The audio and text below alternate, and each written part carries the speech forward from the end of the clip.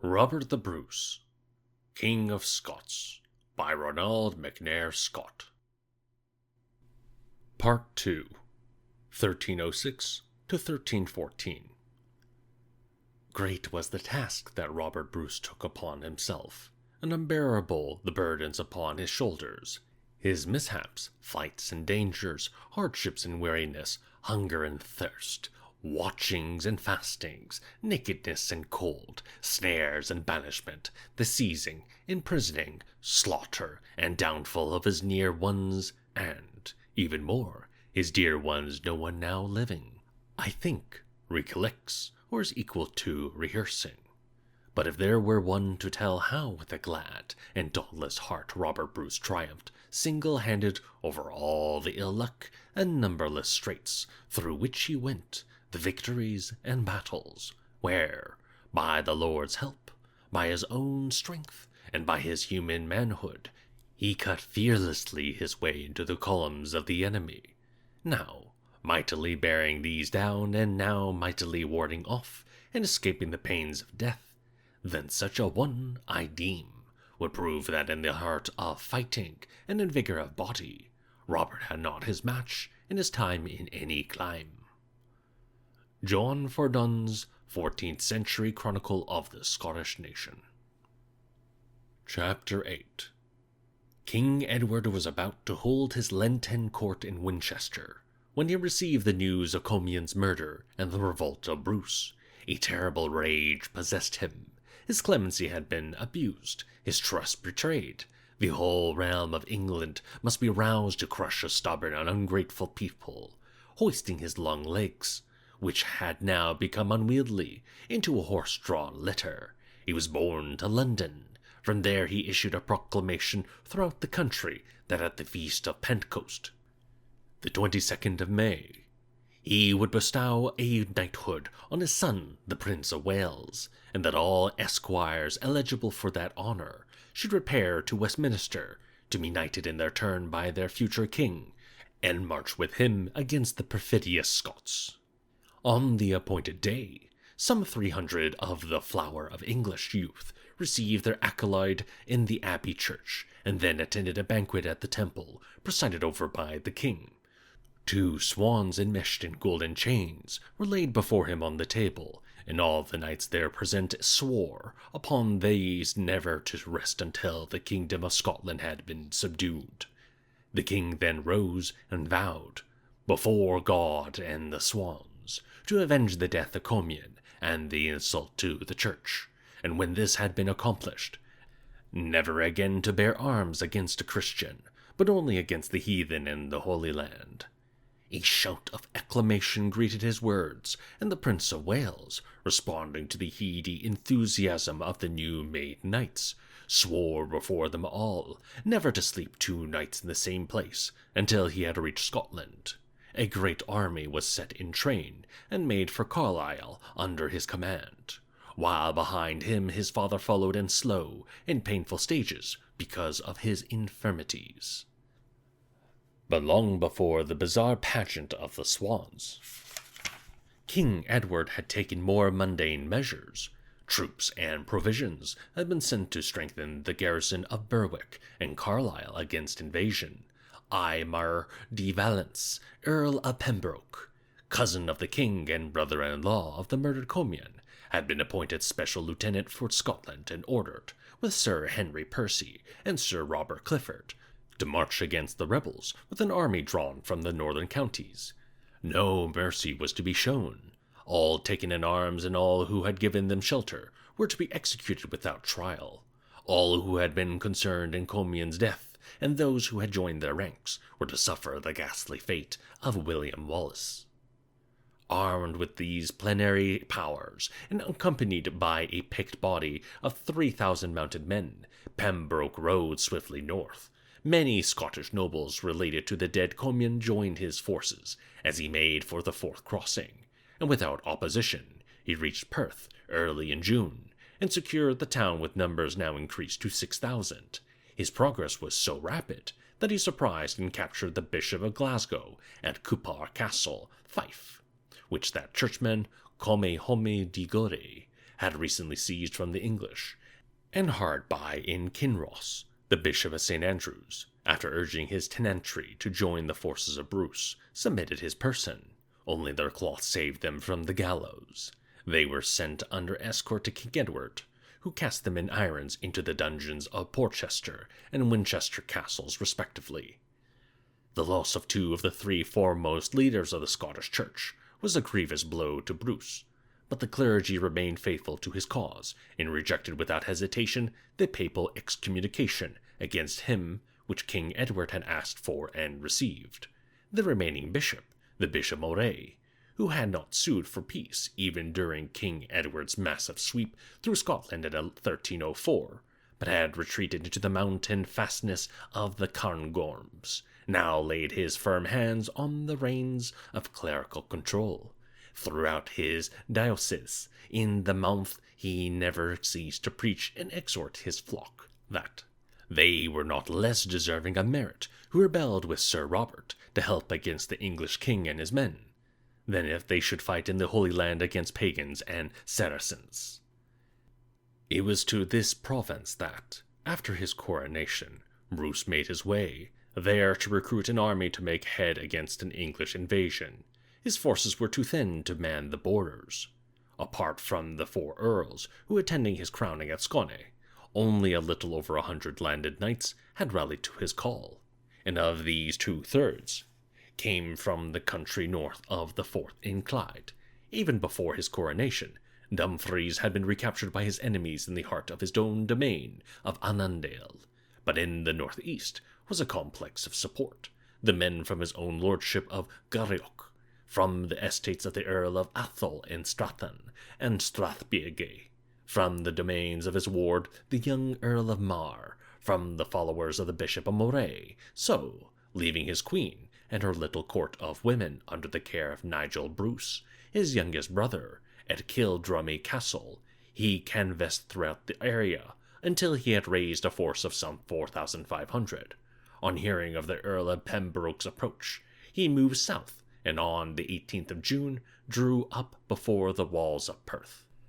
He had neither the numbers nor the siege engines to invest the town, so, resorting to an old chivalric tradition, he rode to the city gates and challenged Pembroke either to bring out his men to fight or to surrender the town.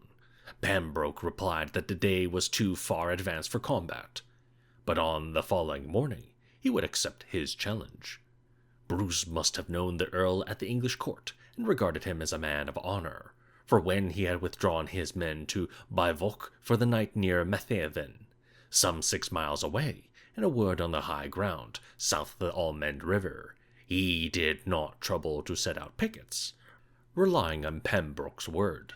He had failed to realize either the intense pressure put on Pembroke by King Edward to capture Bruce or the virulence of the blood feud of the Scottish nobles who were with the Earl.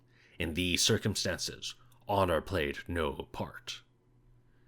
Some of Bruce's men were foraging for fodder, some cooking their supper, some disarmed and sleeping when the English fell upon them in the summer dusk. There was a wild scramble for arms and horses, and a desperate hand-to-hand struggle ensued. At the first onset, Bruce engaged the Earl of Pembroke and slew his horse, but in the melee he himself was unhorsed, and as he was mounting again, Sir Philip Mowbray seized his horse's bridle and, in the words of John Barber, called aloud, "Help, help, I have the new-made king."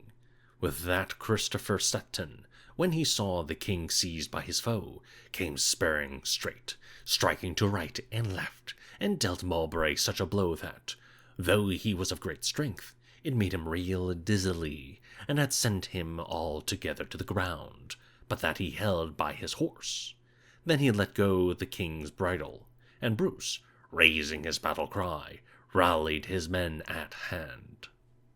But outnumbered and taken unawares, his army had no chance. Twice more he was unhorsed and twice rescued, until a little group of his knights, the Earl of Atholl, Edward Bruce, James Douglas, Neil Campbell, and Gilbert de la Haye, closed round him, and in a tight phalanx broke through the cordon of the English and disappeared into the night. It was a shattering defeat. In a few hours, Bruce's only coherent force had been destroyed. Many of his bravest and most devoted followers, Sir Alexander Fraser, Sir David Inchmartin, Sir Hugh de Leahy, Sir John Somerville, Alexander Skrymoger, the royal standard-bearer, and his nephew Thomas Randolph, were taken in the field, and others, among them those two stalwart veterans, Sir Christopher Seton and Sir Simon Fraser, were rounded up from the castles to which they had fled. A savage vengeance was exacted. The normal civilities of war by which a knight could ransom his life were brushed aside by a king of England whose hate transcended traditional codes. All who were captured were treated as outlaws, and were hanged or beheaded or drawn and quartered without trial. Only Thomas Randolph was protected by the friendship of the Earl of Pembroke, and granted pardon in return for his promise henceforth to fight for the English. The Prince of Wales and his young companions, who had pushed north from Carlisle and captured Lochmaben, spread over the south of Scotland in the wake of Pembroke, and dishonored the vows of chivalry, which they had sworn at the altar in their midnight vigils before they were knighted, by such merciless severity against the lesser folk that even King Edward was moved to restrain their excesses. All the lowlands of Scotland were cowed into submission. Bruce and his handful of knights had taken refuge in the mountains of Atholl, and after remaining there for several weeks, comfortless and hungry in the heather, so that stragglers from the Battle of Methven could join them, they drew down Deeside to Aberdeen. From there Bruce sent word to his brother Nigel to bring to him from Kildrummy his queen, the Countess of Buchan, his daughter, Marjorie, and his two sisters, Mary, wife of his comrade Neil Campbell, and Christina, now twice widowed, first by the death of her husband, the Earl of Mar, and then by the execution of her second husband, Christopher Seton. It was essential for him to bring them under his protection, however inconvenient they might be to a fighting force, for, after the Battle of Methven, King Edward had ordered his heralds to proclaim throughout the country that all the wives of his enemies were to be treated as outlaws. Any man, as he might wish, could rob, rape, or murder them immune from punishment. Whether it was Bruce's intention to embark from Aberdeen and seek aid from Norway, where his eldest sister Isabel was Dowager Queen, no one knows. He may have been dissuaded by the Bishop of Moray, since subsequent events indicate that he did meet the bishop there, and that together they worked out a plan for the renewal of the struggle in the spring of 1307. All that is certain is that the bishop made his way to the Orkneys, which belonged to Norway, and that Bruce and his womenfolk, with a force of some 500 men, on learning that the Earl of Pembroke was advancing towards them, struck east to the mountainous region on the borders of Perthshire and Argyll in an attempt to reach the Western Isles, where old friends of the family, the MacDonalds of Islay, held sway. Early in August Bruce had reached Tindrum, the head of Strathfillan, beyond Loch Tay, and had camped near the shrine of St. Fillan of Glenlachart. This holy man of the 6th century was the most venerated of early Scottish saints, and it was not without purpose that Bruce had halted his little army beside his tomb. The sacrilege committed in Greyfriars Church weighed upon Bruce's conscience, and could shake with superstitious fears the faith of his followers. So here, on a spot hallowed by the most ancient of Scottish churches, it is believed that, as his men gathered about him, he knelt for absolution before the abbot of Incheffray and received his blessing for all to hear. He had little time to spare. The hillside on which he was carrying out this ceremony was within the domains of the Lord of Lorne, a son-in-law of the murdered Comyn, and vengeful for his kinsman's death. When Lorne received news of Bruce's approach, he musters his MacDougall clansmen, and with other barons of Argyll, blocked the head of the pass to which Bruce was making his way. On the 11th of August, as Bruce and his small band of knights were riding up the narrow defile at Dalry, where they had no room to deploy, Lorne launched his attack. The half-naked Highlanders, swarming down from the slopes on either side, slashed at the bellies and legs of the horses with their long Lochaber axes, and brought many to the ground. James Douglas and Gilbert de la Haye were wounded and others unhorsed and slain. Apprehensive of the danger of his women, if all his horses should be lost, Bruce gave the order to retreat, and for his women to be lodged and defended in a small castle on an island in Loch Dochart, which he had passed on his way to Strathfillan. The route was along a narrow track, between a steep hillside and the loch. On this track, Bruce stationed himself at the rear of his diminished forces, turning again and again to face and check the pursuing Highlanders. The Lord of Lorne, angry at the manner in which Bruce kept them at bay, ordered a father and 2 sons from the MacIndrosser's clan to race along the hillside and ambush him at a place where the loch and the rock face met so close that a horse could hardly turn. As Bruce passed beneath them, they leapt upon him. One son seized his bridle, but had his arm and shoulder cut from his body by the stroke of Bruce's sword. The other son took hold of his leg intending to unseat him, but Bruce spurred his horse forward so that his assailant lost his footing and was dragged along with his hand trapped between horse and stirrup. The father leapt on the horse's crupper and clasped Bruce's cloak so close to his body that he could not use his sword blade, but Bruce, striking back violently with the pommel of that weapon, dislodged him and split his skull as he fell, and then cut down the man whose hand was trapped. When the pursuers saw this feat of arms, they were afraid to follow him, and without further disturbance, he rejoined his troops and bivouacked for the night. Bruce had saved part of his force, but his losses of men and horses were severe, and the risk to his women very great. Realizing that the only route to the west accessible to them was blocked by his enemies, handing over all the surviving horses to his brother, Nigel Bruce, and the Earl of Atholl, he ordered them to escort the Queen and her companions with as many men as could be mounted back to Kildrummy Castle. When the women had recovered sufficiently from their hardships, the Earl should conduct them as best he could to rejoin the Bishop of Moray in the Norway-held Orkneys, while Nigel should fortify and defend the castle against the advancing English to hold them in check as long as possible. Meanwhile, Bruce and his remaining followers would take to the heather and bypass his foes to the south. When the little group of women, with their cavalcade of mounted men, had disappeared out of sight, Bruce and his companion knights divested themselves of their mail and, armed only with their swords, daggers, and bows, made their way on foot by Glen Ogle south to Balquhidder, where they lay up in a cave. Bruce's object was now the castle of Dunaverty, at the tip of Kintrae Peninsula, to which he had sent victuals and arms soon after his capture of Dumfries. If he could cross to the west of Loch Lomond, he would find himself in the country of the Earl of Lennox, his constant supporter, of whom he had heard nothing since the Battle of Methven, and from there could pass to the Campbell lands in the mountains, which pushed like a huge fist southwards between Loch Fyne and the Firth of Clyde, and so by sea to Kintrae. To this end, he sent ahead his brother-in-law, Sir Neil Campbell, with a small body of followers to go to his kinsmen, and arrange with them for boats and provisions to be made ready for the sea voyage to Dunaverty, and he appointed a time and a place for their meeting.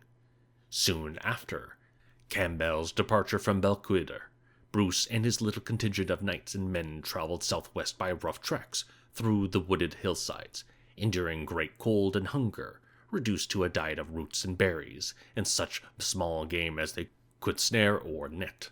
Eventually they found shelter in a cave at Craigoriston, under the shadow of Ben Lomond. From there they searched for boats to carry them to the western shore of Loch Lomond, so as to avoid the long trek round its northern end, which would bring them into the hostile territory of the MacDougals. But no boats could be found until James Douglas discovered one sunk among the reeds which, after it was drawn ashore and emptied, was capable of carrying 3 persons at a time.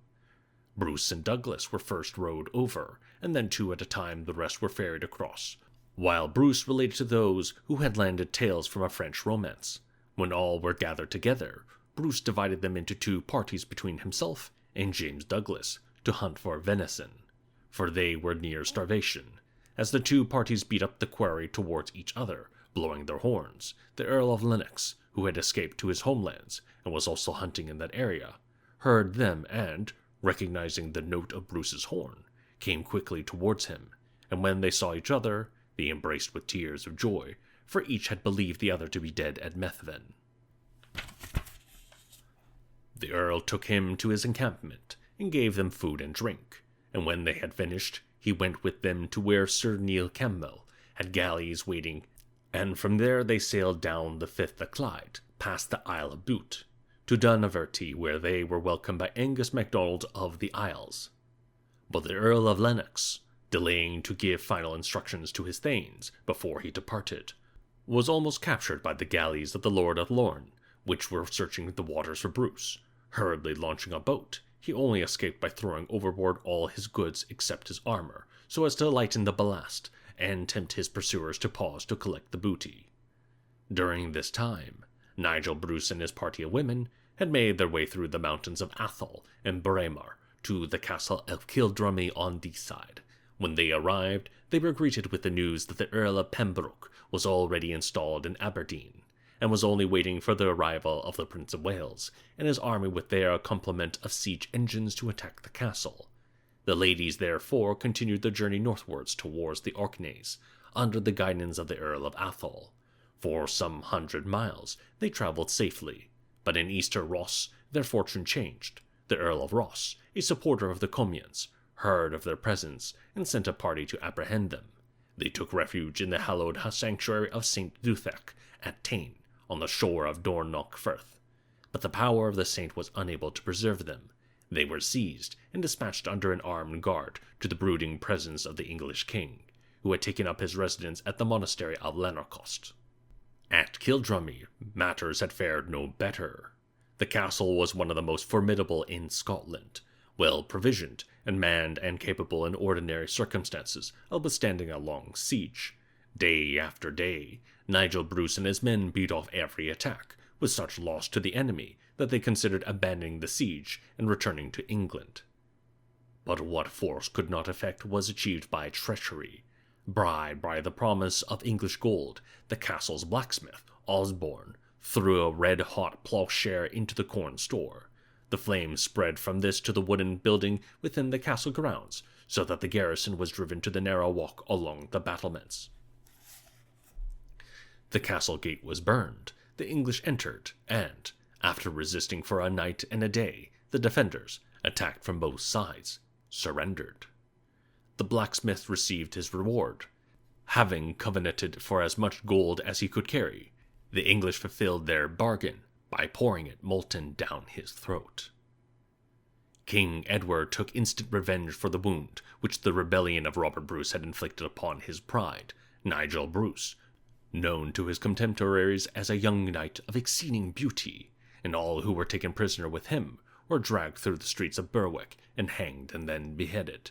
The Earl of Athol was conducted to Westminster, and there, in response to the claim of his peers that in virtue of his royal blood he should be treated differently from other men, King Edward granted this distinction, with sardonic humor, by having him led on a horse rather than dragged to his place of execution, and there suspended from a gallows 30 feet higher than the normal, and, when he had been cut down and beheaded, by having his head hoisted on a pole on London Bridge, taller than all the other grisly relics erected there for the edification of the populace.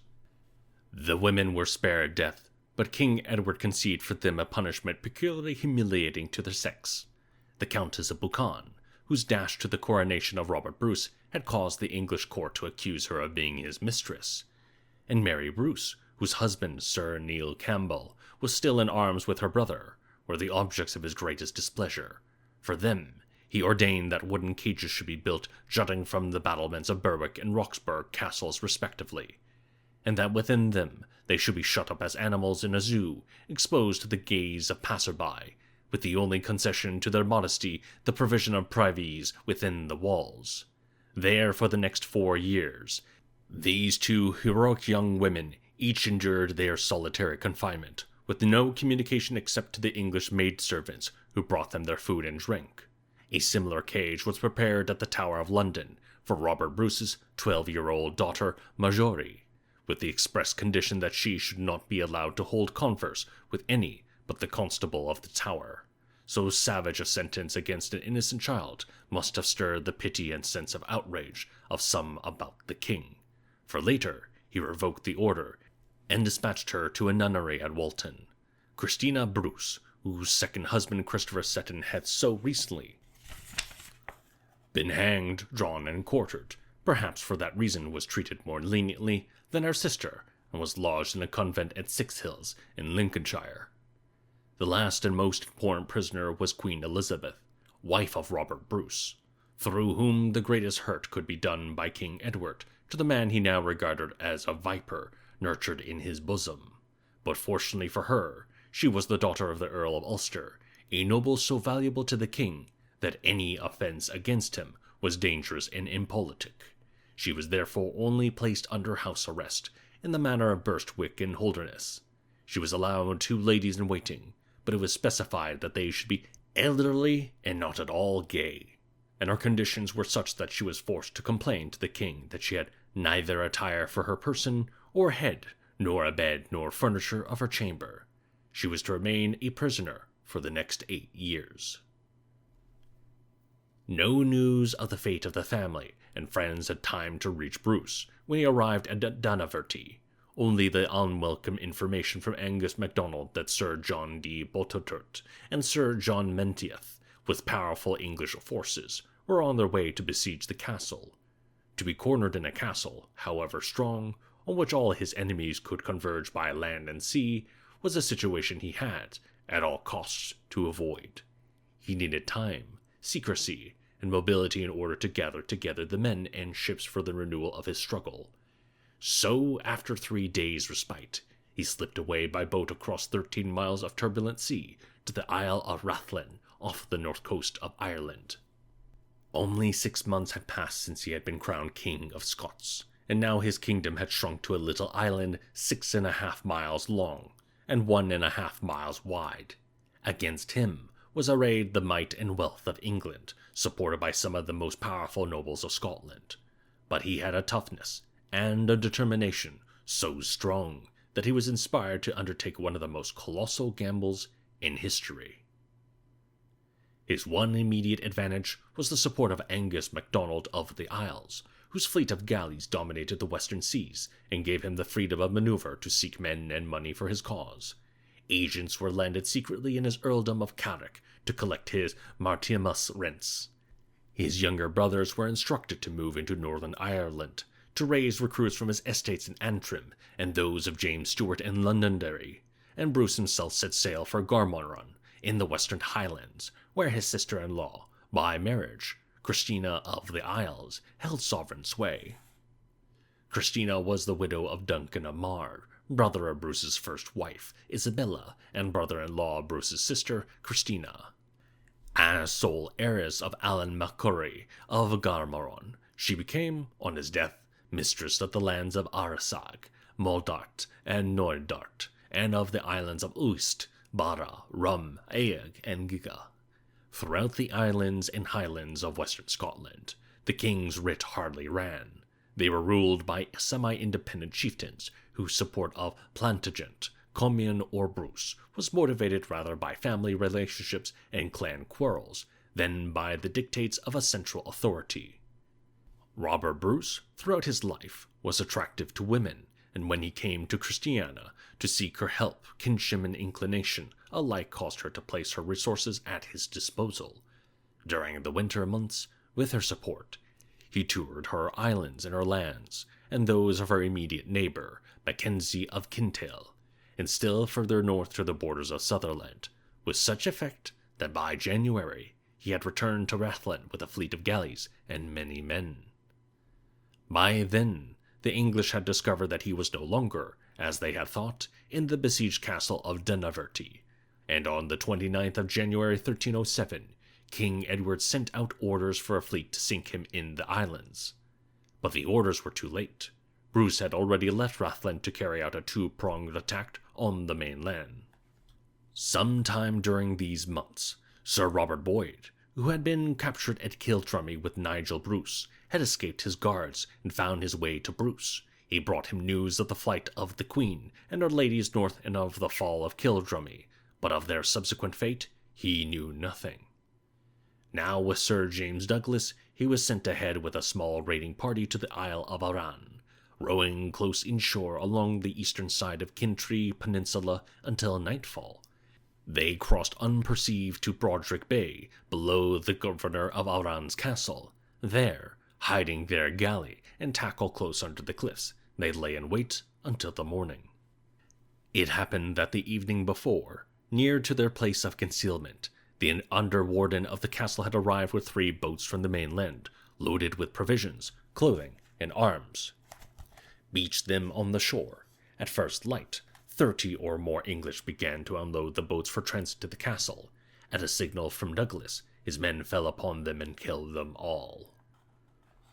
When those in the castle heard the uproar below, they hastily armed themselves and ran to their comrades' rescue, but Douglas, rallying his men, turned on them so savagely that the governor and most of his followers were killed before they could regain the safety of the castle.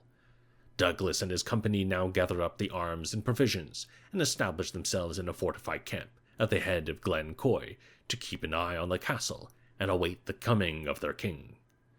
10 days later, Robert Bruce, with 33 small galleys, made landfall at Drummondune Bay on the west of Arran, and reunited his forces preparatory to making a landing on the coast of Ayrshire.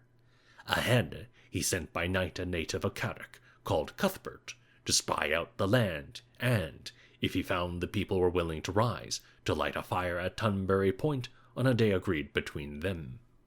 Meanwhile, Bruce's 2 younger brothers, Thomas and Alexander, accompanied by Sir Reginald Crawford and Malcolm MacKillen, an Irish chieftain with several hundred recruits raised from Northern Ireland, set sail in 18 ships for Galloway to drive inland, and threaten the English lines of communication between Carlisle and Ayr, and so facilitate the invasion by Bruce to the north. But their plans went badly wrong. On the 9th of February, 1307, as their galleys entered Loch Ryan and tied up in the harbour or beached upon the shore, they were ambushed. As they landed by the MacDowells of Galloway, who were allied to King Edward, some were killed in the woods beyond the shore, some on the shore. Many were drowned in the sea. All the rest, except a few who escaped in 2 galleys that were still seaborne, were captured. Malcolm MacKillen was beheaded on the spot. Thomas and Alexander Bruce and Sir Reginald Crawford, who had all been severely wounded, were taken alive to Carlisle, and there by the order of King Edward were hanged, drawn and beheaded, and their heads placed on spikes above the gates of the town. At the time of his brother's expedition, Bruce was waiting in Arran for the signal from his messenger. On the appointed day, about noon, a light was seen from the expected direction. Orders were given for the embarkation of his men, and a little before evening they put to sea and steered towards the fire which shone more brightly as the darkness fell. When eventually the galleys grounded upon the shingle of the further shore, a distracted Cuthbert emerged from the shadows to tell the king that someone else had lit the fire. He had hidden nearby to give warning that Turnberry Castle above them was garrisoned by Henry Percy and 100 men. 200 more were quartered outside, and the English were so thick upon the ground throughout Carrick, and so vicious in reprisals, that no one dared rise against them. When Bruce heard that, he turned to consult with his companions. To seek to penetrate a hostile country with his tiny force would seem to be an act of unparalleled rashness, but his brother, Edward, expressed the feeling of them all when he exclaimed, "No peril shall drive me back to sea. Here I will take my chances, good or bad." Bruce replied that, if they were all agreed, their best chance of survival was to attack the troops in the village while they were sleeping unaware of the presence of an enemy.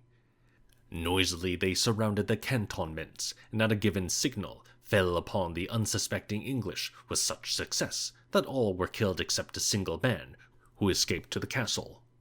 In the castle, Henry Percy heard the uproar from the fighting outside, and called his men to arms, but, uncertain in the darkness of the number of the attackers, dared not attempt to rescue. He shut himself up within the walls, leaving a rich harvest of booty to the invaders, including his war horses and his household plate. For 3 days, Bruce remained on the outskirts of the castle, and then, dividing the plunder among the Highlanders, disappeared with them into the mountains of Carrick. Hidden in the glens of the wild hill country he had known so well as a boy, Bruce took stock of his position. He had been brought up in the chivalric mode of combat.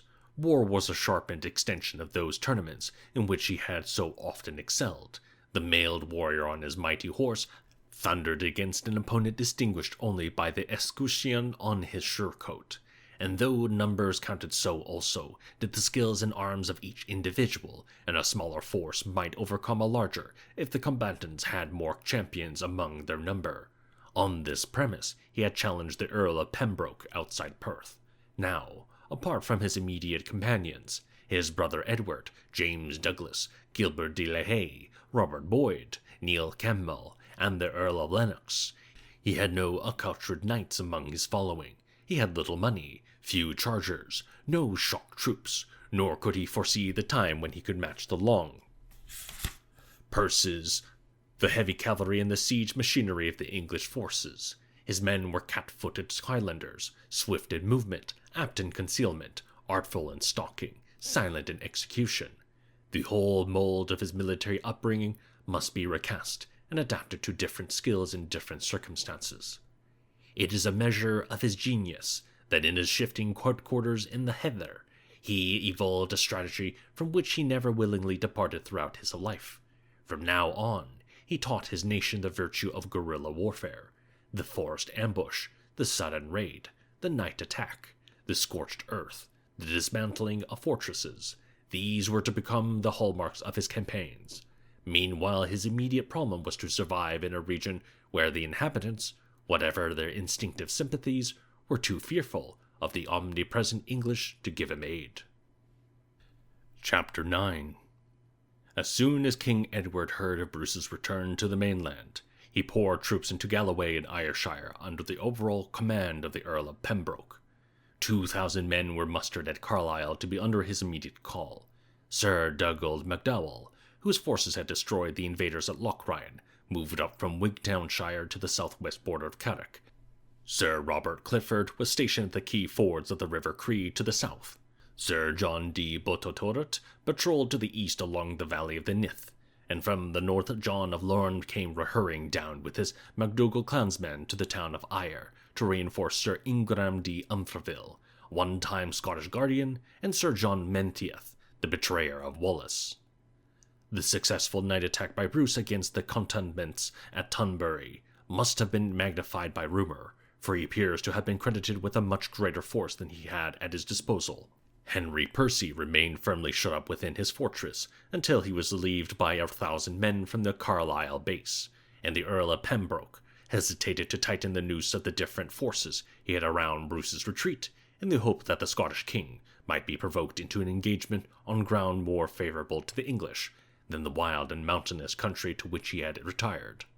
But Bruce remained in the high ground, stalking and attacking small parties of the enemy whenever he could, but moving his headquarters from day to day so no one knew where he would strike next. In this, he was helped by people of the country who gave him news of the English movements. Among them was a kinsman who brought him trustworthy information, but, being taken before Sir Ingram, he agreed to betray Bruce in return for £40 worth of land to be settled upon himself and his heirs. He knew it was Bruce's custom to retire each morning into a covert out of sight of his men for his private purposes, accompanied only by a page. He and his 2 sons decided to surprise him as he was about his business. However, Bruce had become intimate with one of the women of the country who had warned him of his kinsman's treachery. When he saw the 3 approaching, he said to his page, as Barber relates, "What weapon do you have? For I fear that these men wish to kill us." "I have but a bow and arrow." "Then give them to me quickly and stand far back, for if I win, you shall have weapons enough, but if I die, make haste away." As the 3 men approached, the father with a sword in his hand, one son with a sword and an axe, and one with a sword and a spear, Bruce called on them to halt, but they still advanced, saying that they had come to help him with fresh news of the English. Bruce raised his bow, and when they did not stop, let fly an arrow that pierced the father through the eye with such force that he fell backwards. When the elder son saw his father fall, he sprang at Bruce with his axe, but Bruce, who wherever he went carried his great sword hanging from his neck, had it ready drawn and cut him down with a single blow. He then turned on the younger son, who was running at him with a spear, sliced off its point, and dispatched him before he could draw his sword.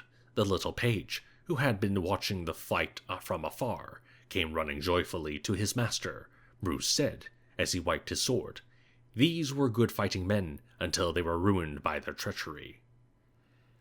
As the days passed and Bruce continued to elude capture, fugitives from the vengeance of King Edward began to find their way to the Carrick Hills in twos and threes and little groups, and on one memorable day, threading her way through his surrounding enemies, came his one-time mistress, Christian of Carrick, bringing with her 15 of her mounted tenants to be put at his service, and the promise of money and supplies. From her, he heard for this first time the terrible fate that had overtaken his family and his friends. How his wife and sisters and daughter and their attendant ladies were the prisoners of the English king, some put in cages, some in solitary confinement. How the expedition of his 2 brothers, Thomas and Alexander, had failed, and how they had been hanged, drawn, and beheaded. How his youngest brother, Nigel, his brother-in-law, Sir Christopher Seton, the Earl of Athol, and many more had undergone the same barbarous punishment. When he had arranged an escort to take Christian back to her estate, legend has it that Bruce retired to the cave in which he slept, and, throwing himself upon his bed of heather, gave way to such grief at the troubles he had brought upon his family, and the hopelessness of his prospects, that he considered giving up the struggle for Scotland, and sailing to the Holy Land with his faithful companions to fight against the Saracens.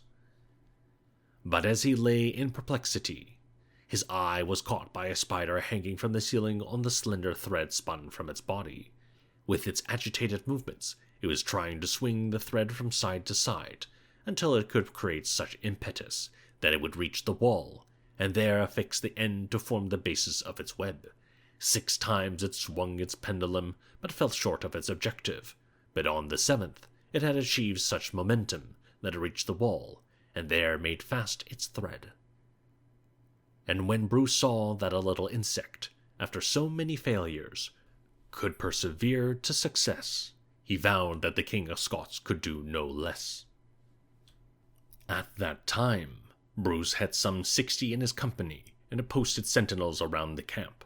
A little before nightfall one of these came to him, and reported a force of the MacDowells of Galloway, 200 strong, coming up the valley with bloodhounds nosing the trail. Quietly in the darkness, Bruce moved his men out of the camp, across a deep and rushing river nearby, and concealed them among the reeds of a swamp. Bidding them lie still, he returned with Gilbert de la Haye to the ford by which they had crossed. The ford and the path leading up the steep bank to where they stood were so narrow that 2 men could not march abreast. By and by, Bruce heard the baying of a hound. He did not know yet whether this was a casual patrol, which would pass by on the other side, or whether they were on his track. But as the moon came out the clouds and shone brightly on the scene, he was able to discern clearly a troop of mounted men gathering on the far bank of the river. At this, he sent back Gilbert de la Haye to bring up his men while he himself took up his position at the head of the narrow path. The men of Galloway, seeing one solitary figure on the opposite side, plunged into the river, but were quickly brought into single file by the narrowness of the ford. As the first horseman came out of the swirling water, he was transfixed from above by Bruce's lance, so Barber tells us, and fell to the ground with his horse beneath him, which was instantly stabbed by Bruce and lay across the ford. As those following piled up behind the barrier, Bruce descended to the river's edge, and with his long 2-handed sword, mowed down in sweeping circles those who tried to climb over the carcass. Gradually the MacDowells began to hold back, and when Gilbert de la Haye, with Bruce's men, appeared over the brow, they turned and fled into the woods. Heartened by the defeat of the MacDowells, the little band received fresh encouragement from James Douglas, who soon after rejoined them from his foray into Douglasdale. A few weeks earlier, he had asked permission from Bruce to spy out the land about his hereditary castle, which had been handed over by King Edward to Sir Robert Clifford. Traveling in disguise with 2 attendants, he made his way to the house of Thomas Dickson, a leading yeoman in the neighborhood, who had been a loyal servant of Douglas in his youth and of his father before him. When Douglas had made his presence known, Dickson welcomed him into his house, and there concealed him, and each night brought to him secretly his foremost vassals into a group of determined men, were joined together for an enterprise against the English. It was agreed that on Palm Sunday, when the garrison of the castle marched to the nearby church carrying their palms, some of Douglas's supporters should enter the church along with them, with arms concealed, and others assemble in disguise outside. On the appointed day, the English, who believed themselves far from danger, suddenly heard the cry, "Douglas! Douglas!" and were overwhelmed within and without the church, and were made prisoners or slain. Moving quickly from the church to the castle, Douglas and his men found the entrance open, and no one within except the porter and the cook, and tables prepared for dinner, and meat simmering in the oven. Douglas closed the gates of the castle, and with his followers ate the meat intended for others. And when they were satisfied, they picked up as much of the armor and weapons, the silver and clothing as they could carry away. But all the stores of malt and corn were heaped in the cellar, and wine casks were staved, and the prisoners were beheaded and cast upon the pile. The well was fouled with dead horses, and salt and the whole castle set ablaze. The gruesome bonfire was said to be Douglas's memorial to the faithful Thomas Dickson, who had been killed at the first onslaught in the church, but throughout the countryside it was known as Douglas's larder. When King Edward heard of the despoiling of the Castle Douglas and the discomfiture of the MacDowells, he rose from his sickbed at Lanercost Abbey and sent to the Earl of Pembroke a letter of outraged surprise that he had failed to capture Bruce. The Earl took counsel with John of Lorne, and it was agreed that the Pembroke should make a martial parade with his mailed knights along the main route to come knock through the mountains where Bruce was lurking. And while Bruce's attention was taken by this cavalcade, John of Lorne, with his Highlanders, should creep through the woods from the opposite direction and fall upon him unawares. Bruce indeed was on the high ground when Pembroke and his knights rode by in battle array below, and was considering how to attack them by surprise, when he himself was surprised by warning from a messenger that the men of Lorne were close to his rear. Quickly dividing his men into 3 groups under his brother Edward, James Douglas, and himself, he ordered them to retreat in different directions to confuse the enemy and to reassemble later at an appointed place. But John of Lorne had got possession of a bloodhound which had formerly belonged to Bruce, and which he had been told so loved his master, who used to feed it with his own hands, that once it was upon his scent, it would turn aside for nothing. When it was brought to the spot from which Bruce and his companions had left, it set its nose to one trail only, so that Lorne, ignoring the other 2 parties, directed all his men after that commanded by the king.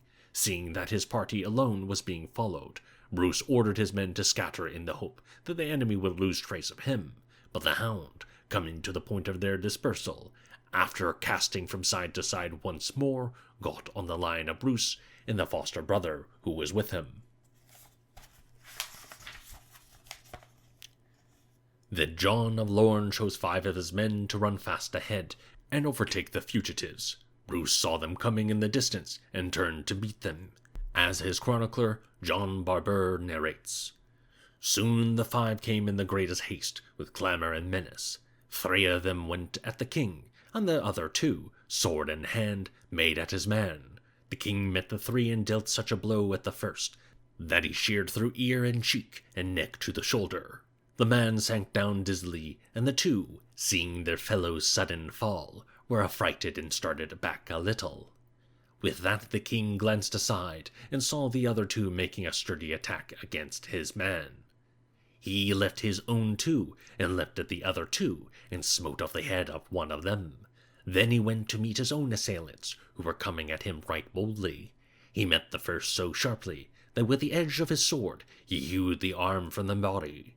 So fairly it fell out that the king, though he had a struggle and difficulty, killed 4 of his foes, soon after his foster brother ended the days of the 5th.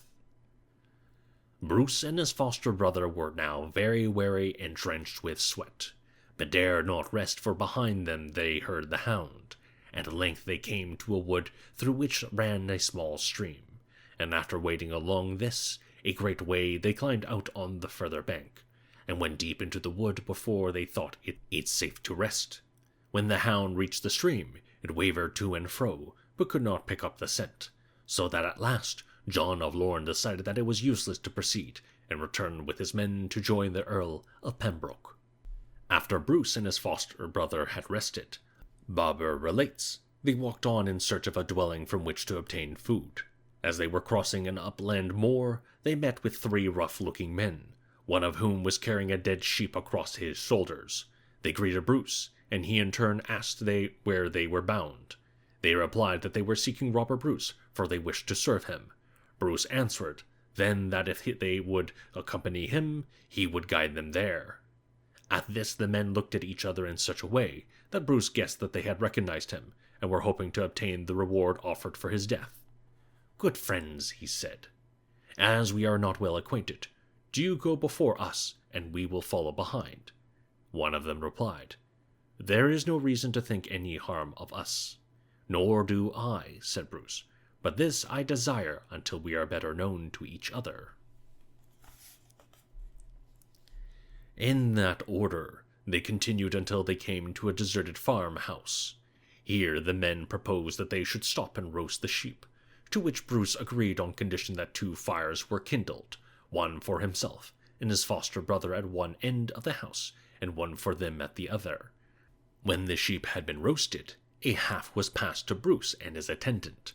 Bruce had traveled and fasted long, and when he had eaten, he felt such an irresistible desire to sleep that he asked his foster brother if he could watch.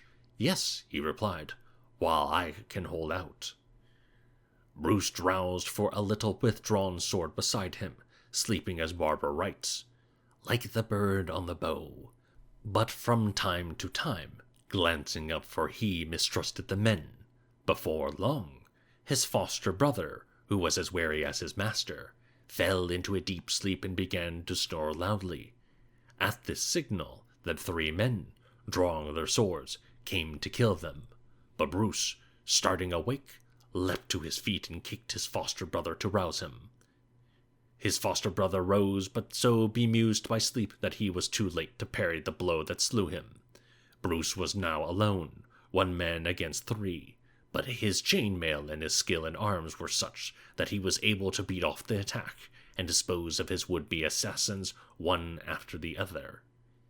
Sad at the loss of his kinsmen, he set out alone for the house by Loch Dee, where he had agreed to meet his divided forces. When he reached it late at night, he entered and found the housewife sitting by the fire. He told her that he was a traveler passing through the country, to which she replied that all travelers were welcome for the sake of one. He asked who that one might be. "Our good King Robert the Bruce," she answered, "who is the rightful lord of this country." Then he said, "I am that man." "But where are your men?" she asked.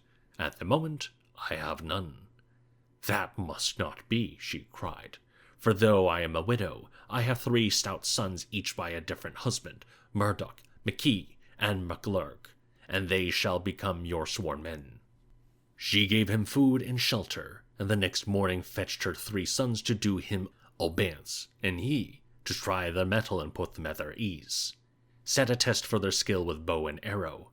Murdoch, the eldest, shot at a pair of perching ravens and pierced them both with the same arrow. McKee shot at a raven circling overhead and brought it down, but MacLurg missed his mark.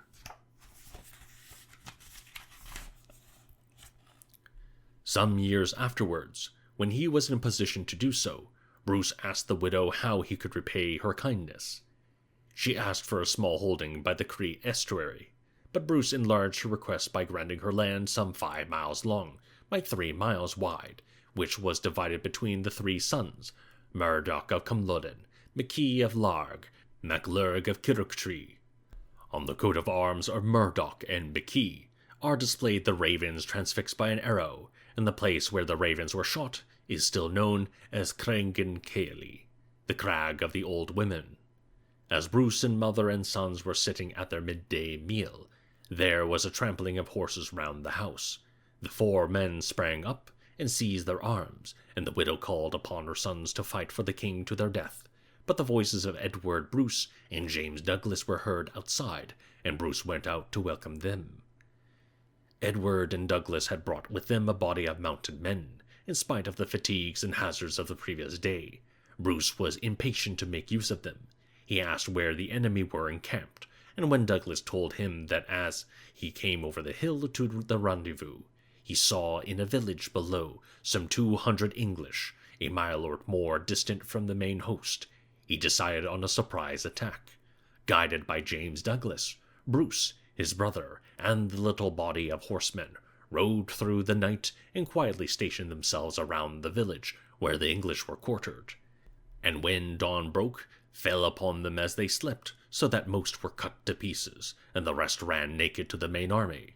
While the alarm was sounding, there and the soldiers moving to their posts, Bruce and his men slipped away into the concealing hills.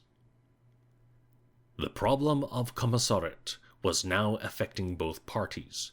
Pembroke decided to return to his base at Carlisle with his main force, but leave spies and patrols to check Bruce's movements, so that when an opportunity arose, he could dispatch a powerful raiding party to surprise him. Bruce, whose growing body of outlaws and dispossessed men were living off the land, moved south deep into Galloway, where game was plentiful and as yet untouched. Making his headquarters in Glentrool, he spread out with his men in search of venison, for the deer were then in season. When Pembroke learned of their hiding place, he carried out his plan to come upon them unawares. With a picked body of 1,500 knights, he left Carlisle early in April and made a forced march, riding throughout the night but remaining in cover during the day, with such effect that, moving up Creeside, he reached a wood within striking distance of Bruce's quarters without being observed. At the head of Glen Trool, Loch Trool lies like a sapphire brooch beneath the shadow of Mount Merrick. Beyond it, he could see Bruce's encampment in a rocky valley embraced by bare mountains.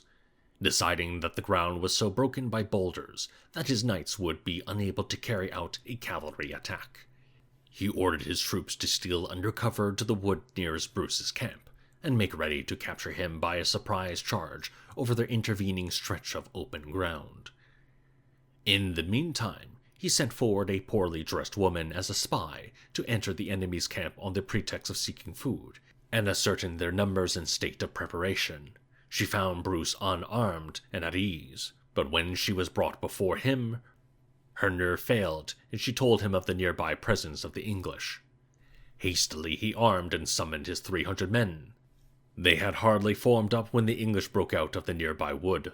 Bruce, seizing a bow and arrow from an archer by his side, let loose the shaft at the enemy leader, transfixing him through the throat. His followers, already aghast at finding the Scots armed and waiting for them instead of unaware in their camp, came to an abrupt halt.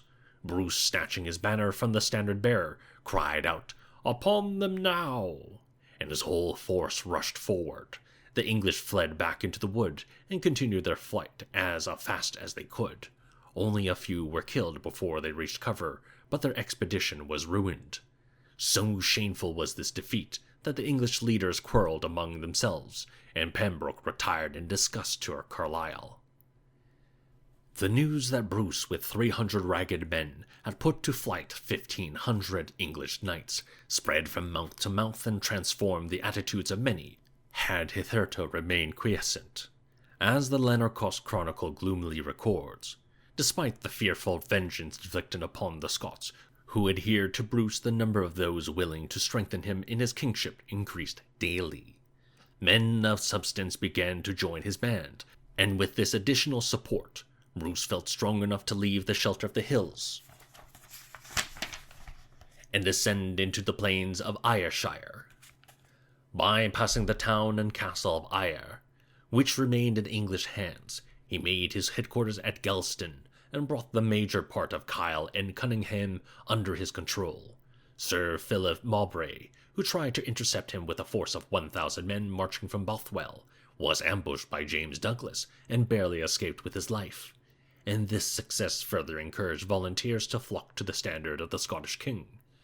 Once more Pembroke, urged on as ever by King Edward from his sick bed at Lennorcost, gathered his troops together, and making the town of Ayr his base, advanced early in May against the encampment of Bruce at Gelston. Some miles to the east of Gelston rises a conical upthrust of rock known as Loudoun Hill, which dominates the countryside. To this Bruce withdrew on news of the enemy's approach. Below it the highway then ran along a broad strip of hard ground, about 500 yards in width, flanked on either side by deep morasses impassable to cavalry. Realizing that the span of the causeway was too great for the 600 men at his disposal to make a stand in depth without danger of being outflanked, Bruce had 3 wide trenches cut in parallel lines from the morasses to the road to lessen the space he had to defend. Early on the morning of the 10th of May, as the sun was rising, Bruce could see from his post on Loudon Hill the English army, 3,000 strong, advancing in the distance, their first squadron coming, as his expressive chronicler John Barber relates. Well arrayed in close order and at its back, a little way off, the second following it. Their bassinets were all burnished bright and flamed in the rays of the sun, and their shields, spears, and pennons lighted up all the field. Their bright embroidered banners and horses, caparisoned in many hues, and many-colored coat armor, and hauberks white as flour, made them glitter like angels of the kingdom of heaven. When Bruce saw them, he descended the hill with his men, and stationed them across the narrowed front, with their long spears forming a barrier of steel.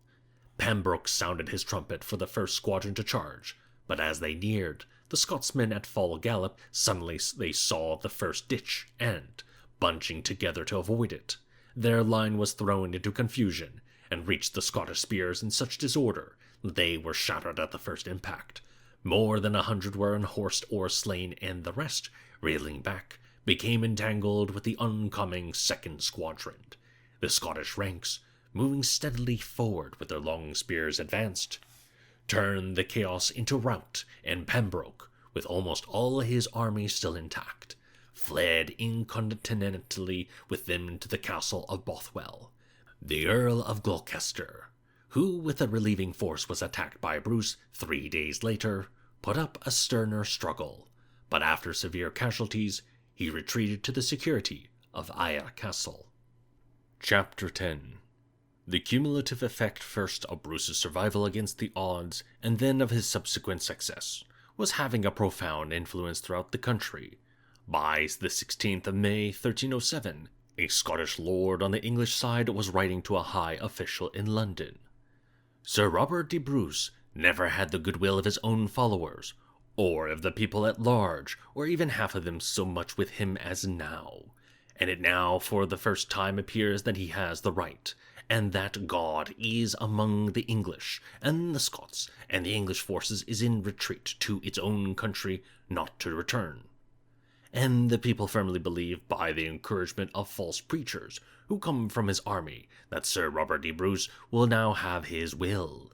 These preachers are such as have been charged before the justices as advocates of war, and are at present freed on bail, and carry themselves worse than before, boasting in their malice and deceiving the people by their false preachings. For they have told them that they have found a prophecy of Merlin, that after the death of Le Roy Caveatus, the Scottish people and the Welsh shall band together and have the sovereign power, and live together in peace until the end of the world. This prophecy was soon to be put to the test. The angry astonishment with which King Edward heard, time after time, that his commanders had failed to capture the elusive Bruce determined him to carry out the task himself. Summonses were sent to all the leading men in England who owed him feudal service to assemble at Carlisle on the 8th of July, together with the Welsh levies. By sheer willpower, he persuaded himself that his illness had abated, made a thanks offering in the cathedral of the litter in which he had hitherto been carried, and mounting his horse, prepared to place himself at the head of his troops. But the effort was too great.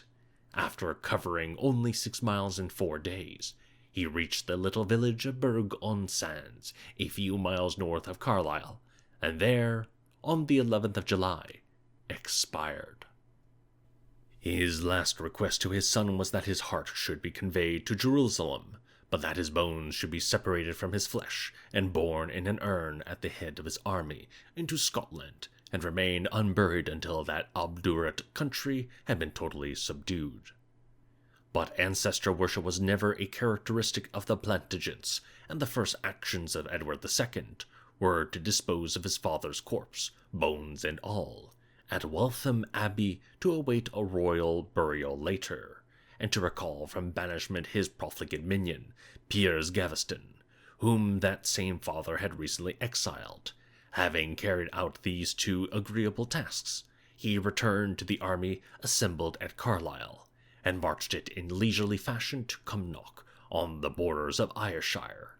There he remained until the 28th of August, and then, for want of provisions, withdrew it to England without striking a blow. 3 years were to pass before he again took the field in person against the Scots.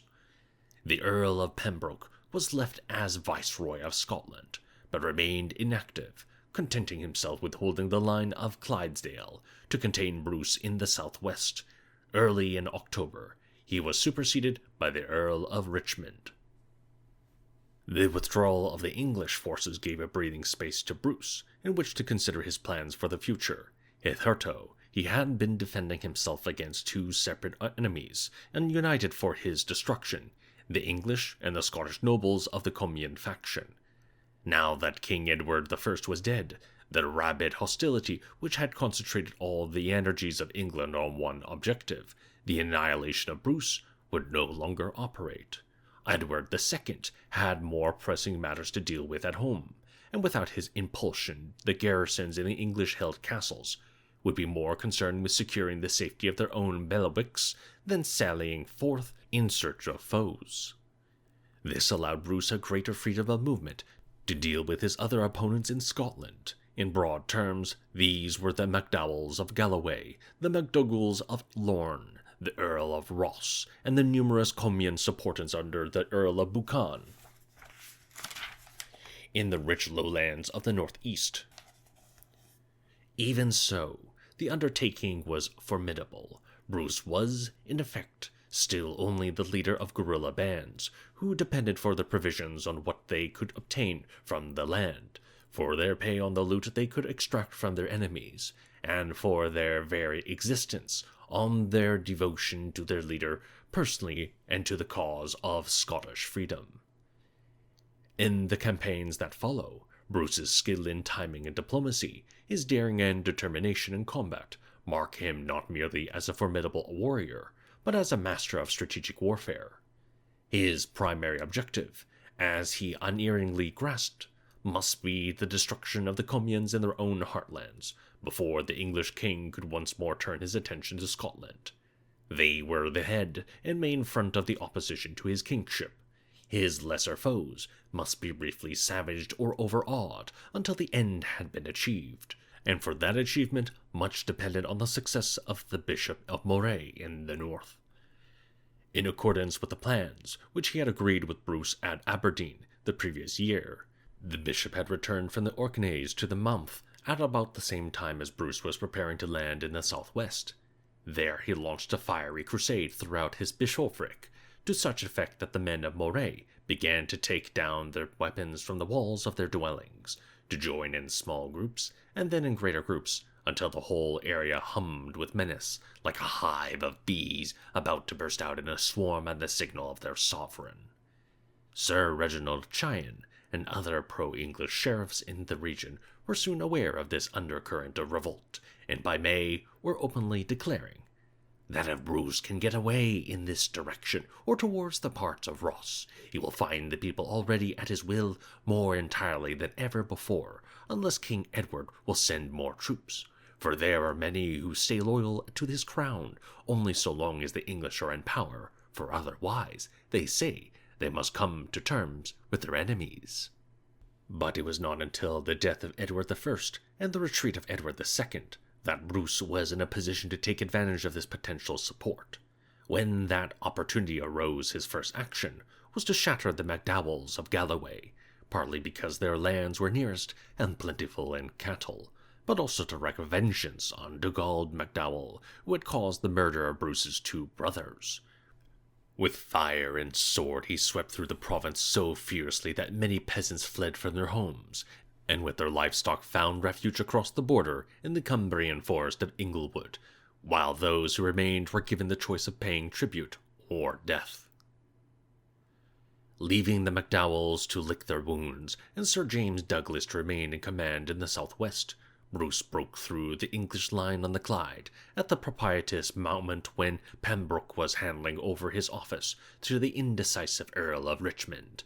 Then, marching north through the western Highlands, gathering support as he went, he confronted the MacDougals of Lorne by land, while Angus MacDonald of the Isles, with his fleet of galleys keeping pace with the waters of the Firth of Lorne and Loch Linnhe, threatened them by sea.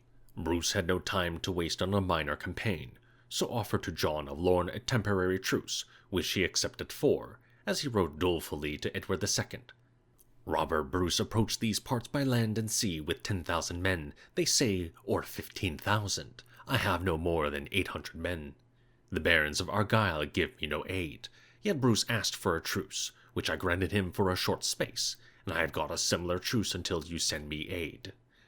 Either a scribe added an extra knot, or John of Lorne was grossly exaggerating the numbers of Bruce's men. Less than a year later, at the important battle of Inverary, Bruce had only 700 men. Having immobilized the MacDougals of Lorne, Bruce swept up the Great Glen, capturing the Comyn castle of Ivanlochie at its foot and Castle Urquhart on the shores of Loch Ness, and at last joined hands with the Bishop of Moray. Reinforced by the bishop's supporters, he seized Inverness Castle, Bernarren, and after razing all the captured castles to the ground, turned in October 1307 to face the Earl of Ross. The Earl of Ross had been responsible for the capture of Bruce's queen and his womenfolk, and it would have been understandable if Bruce had sought to ravage his earldom in revenge. But Bruce was King of Scotland, and far-sighted enough to subjugate his personal grievance to the future interests of his kingdom. The Earl of Ross was guardian of the young Earl of Sutherland, and thus virtual lord of all the north of Scotland from the Moray Firth to Cape Wrath. It was better to win him as a friend than leave a yawning gap in the maintenance of the realm. So Bruce offered him a truce to run until June of 1308. For Bruce this left his hands free to deal with the Comyns without danger to his rear. For the Earl of Ross, a chance to delay a final decision until he could see how matters would evolve. He accepted the truce, but being a cautious man, excused himself to Edward II as follows. We heard of the coming of Sir Robert Bruce towards the parts of Ross with great power, so that we had no power against him, but nevertheless, we caused our men to be called up, and we were stationed for a fortnight with 3,000 men, at our own expense, on the borders of our earldom, and in 2 other earldoms, Sutherland and Caithness, and Bruce would have destroyed them utterly if we had not made a truce with him at the entreaty of good men, both clergy and others, until next June. May help come from you, our Lord, if it please you, for in you, sire, is all our hope and trust, and know, dear Lord, that we would on no account have made a truce with him if the Warden of Moray had not been absent from the country, and the men of his province would not answer to us without his orders, for the purpose of attacking our enemies, so that we have no help save from our own men. Wherefore, dear Lord, remember us, and tell us what is your will on these matters of which we have given an account. So far, Bruce's plan of campaign had been a brilliant success. the MacDougals of Lorne and the men of Ross had, for the time being, been eliminated as a fighting force without a blow being struck. Now Bruce could concentrate his whole strength against the nerve center of Comyn power, and in his whole strength he would count among his shock troops not only his old comrades, his brother Edward, the Earl of Lennox, Gilbert de la Haye, and Robert Boyd, but Sir William Wiseman, Sir David Berkeley, and other knights of Moray, so that he had a force at his disposal of 700 picked men. Apprised of Bruce's approach, Comyn, Earl of Buchan, whose great domain stretched over the level lands from Aberdeen along the coast to the Moray Firth, mustered his forces and prepared to oppose him. Bruce had advanced as far as Inverary, the chief town of his hereditary estate of Garioch, when he was seized with a violent sickness which drained him of his strength. Fearful of being attacked in the open plain while their leader lay out of action, Bruce's men, under his brother Edward, carried him in a litter to a strong defensive position of wood and bog at Slyoch, 16 miles to the northwest, and there on Christmas Day, while the snow lay thick on the ground, the Earl of Buchan caught up with them. For 3 days there was a running fight, and then Earl withdrew to wait for reinforcements. Bruce's men were in a precarious position, for the provisions had given out. Edward Bruce thereupon took the bold decision, and throughout his life he was bold to the point of foolhardiness, to march out in battle array in full sight of the enemy, with the sick king and his litter in their midst, and retire in close order to the mountains of Strathbogie, where the lord of that area, Sir Lawrence, was a staunch adherent of their cause. So formidable was their attitude that the Earl of Buchan, who was none too sure of the loyalty of his followers, let them depart unscathed. Slowly Bruce regained his strength, and, as the onset of winter began to freeze the mountains, his army descended once more to Inverary for the milder climate and better provender of the plains. In the meantime, the Earl of Buchan had received reinforcements from Sir David Brecon and his men from Angus and an English contingent under Sir John Mowbray, and by late January had assembled 1,000 men at Old Meldrum. From there, Sir David Brecon made a reconnaissance in strength, and, surprising Bruce's outposts, slew some and sent the rest flying back to their main army at the far side of Inverary. When the news was brought to Bruce, he rose from his sickbed and called for his horse, saying to his servants who remonstrated with him on account of his weakness, "Their arrogance has made me sound. Therefore, as the Lord wills, I shall either destroy them or they me." At the head of his army, animated by the sight of their king on horseback, supported by a man on each side, Bruce advanced steadily against the enemy cavalry. These, when they saw so unexpectedly the mounted figure of Bruce with his banners waving, began to back their horses, for they knew his reputation as a warrior.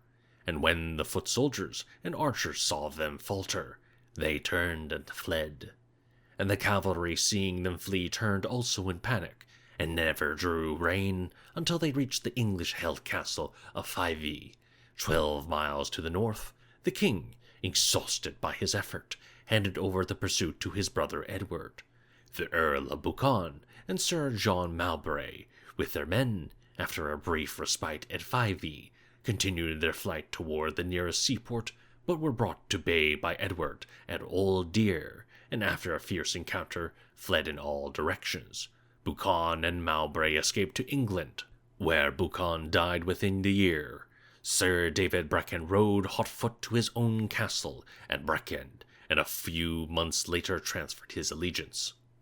The whole province of Buchan now lay wide open to Bruce, and, while he was recovering his strength, he sent his brother Edward to ravage it from end to end, so that never again would it become a threat to his throne. The Comyn men were slain, their farms burned, their livestock slaughtered. Not for 2 generations would the land recover, and then only when it was colonized by lowlanders loyal to the Scottish crown, and for 50 years men talked of the hership of Buchan.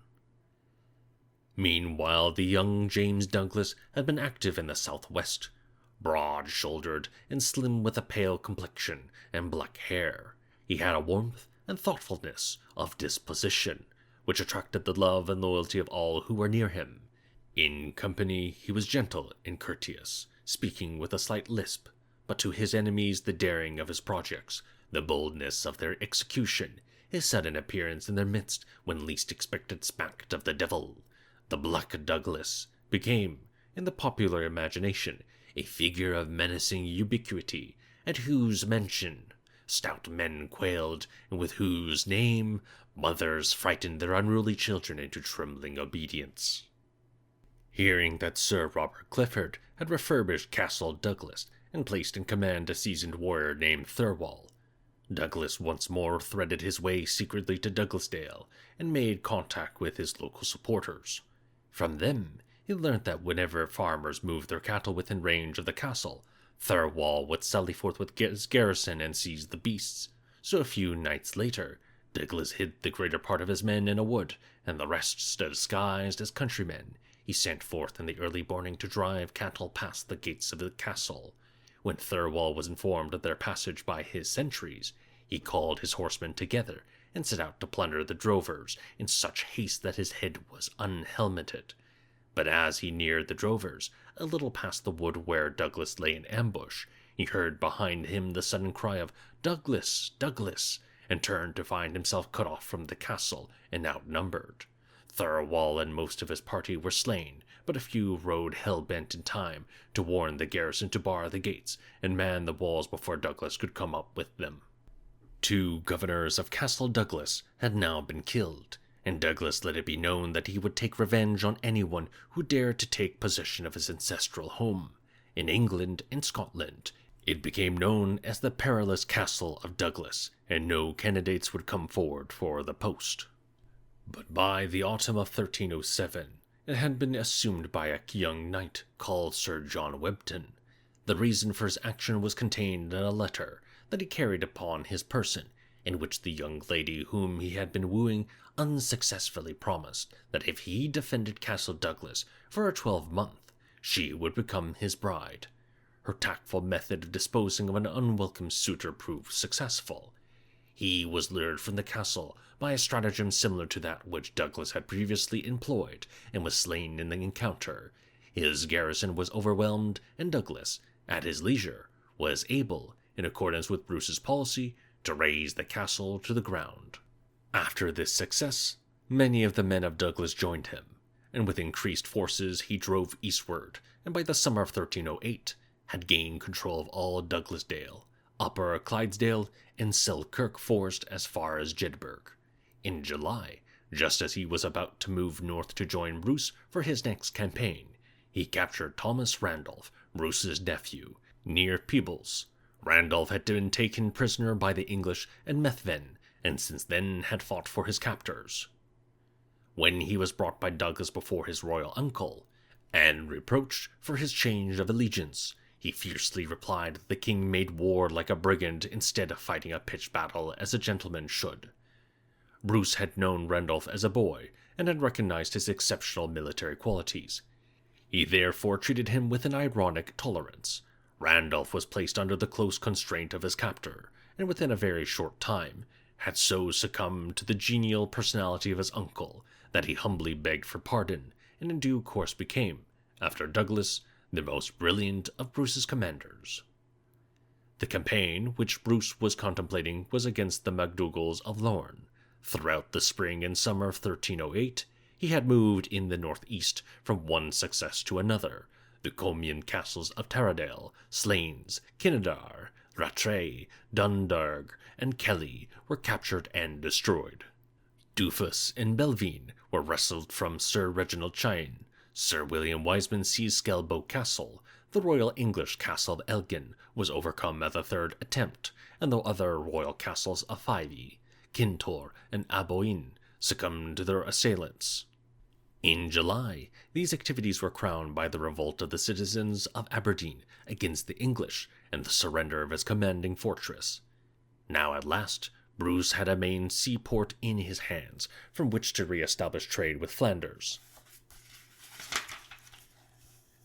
The Hanseatic towns and the countries of Scandinavia, all eastern Scotland, from the Moray Firth to the Tay had come to his allegiance except for Banff, Perth, Dundee, and Forfar, and by the end of the year, Forfar had fallen to the enterprise of an Angus man, Philip the Forester, who, with others of his countrymen, scaled the castle walls by night and put the defenders to the sword. By mid-August, the truce with John of Lorne was due to expire, and Bruce made his dispositions accordingly. James Douglas was summoned from Selkirk Forest to join him, and Edward Bruce with his freebooters, fresh from their harrying of Buchan, were sent to Galloway to intimidate the MacDowalls, whose pugnacity was being revived by the approach of English reinforcements from Carlisle. By the end of July, Bruce began to march his army westward toward Argyll, and by the third week of August was ready to launch his attack. To reach into the heartlands of the MacDougals of Lorne, he had to advance through the Pass of Brander, a narrow and hazardous track reduced to a few yards in width by the precipitous flank of Ben Cruachan on the right, and on the left by a sheer drop into the waters of Loch Awe. At this ideal site for an ambush, John of Lorne prepared to make his stand, placing some of the 2,000 men at his disposal to block the pass with a barrier. He concealed the more numerous part of the mountainside above, while he himself, at that time a sick man, lay in one of his galleys on Loch Awe below. But Bruce was too experienced in guerrilla warfare to be caught in such a trap.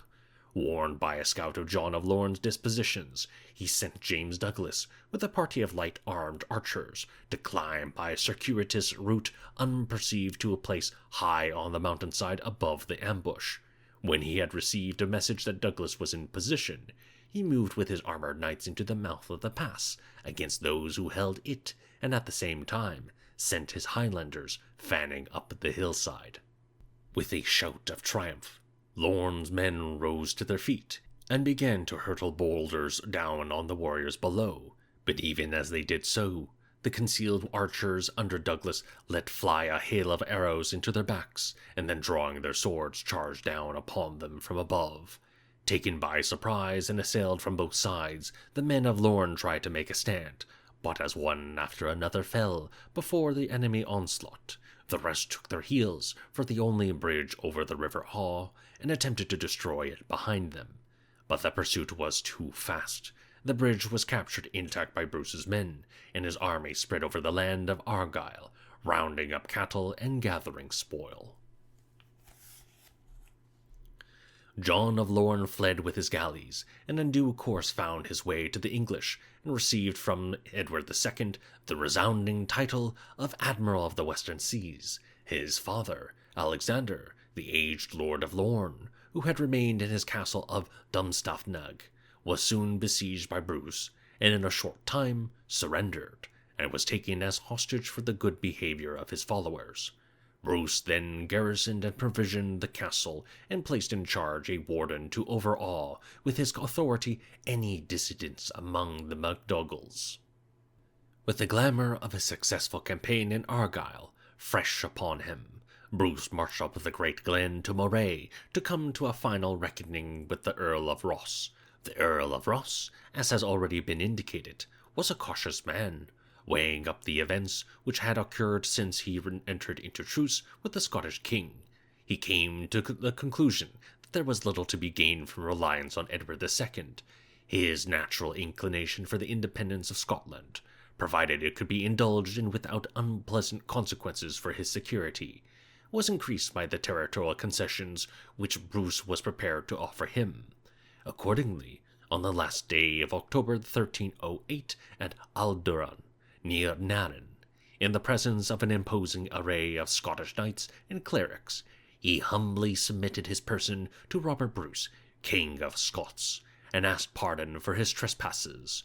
In the rolling phrases of the deed in which his submission is recorded, the Earl states, "Because the magnificent prince, Sir Robert by the grace of God, King of Scots, my lord, out of his natural goodness, desire, clemency, and special grace, has forgiven me sincerely the rancour of his mind, and relaxed and condoned to me all transgressions or offences against him, and his by me and mine, and has graciously granted me my lands and tenements, and has caused me also to be heritably enfeoffed in the lands of Dingwall and Fancrosky, in the sheriffdom of Sutherland, of his benign liberality.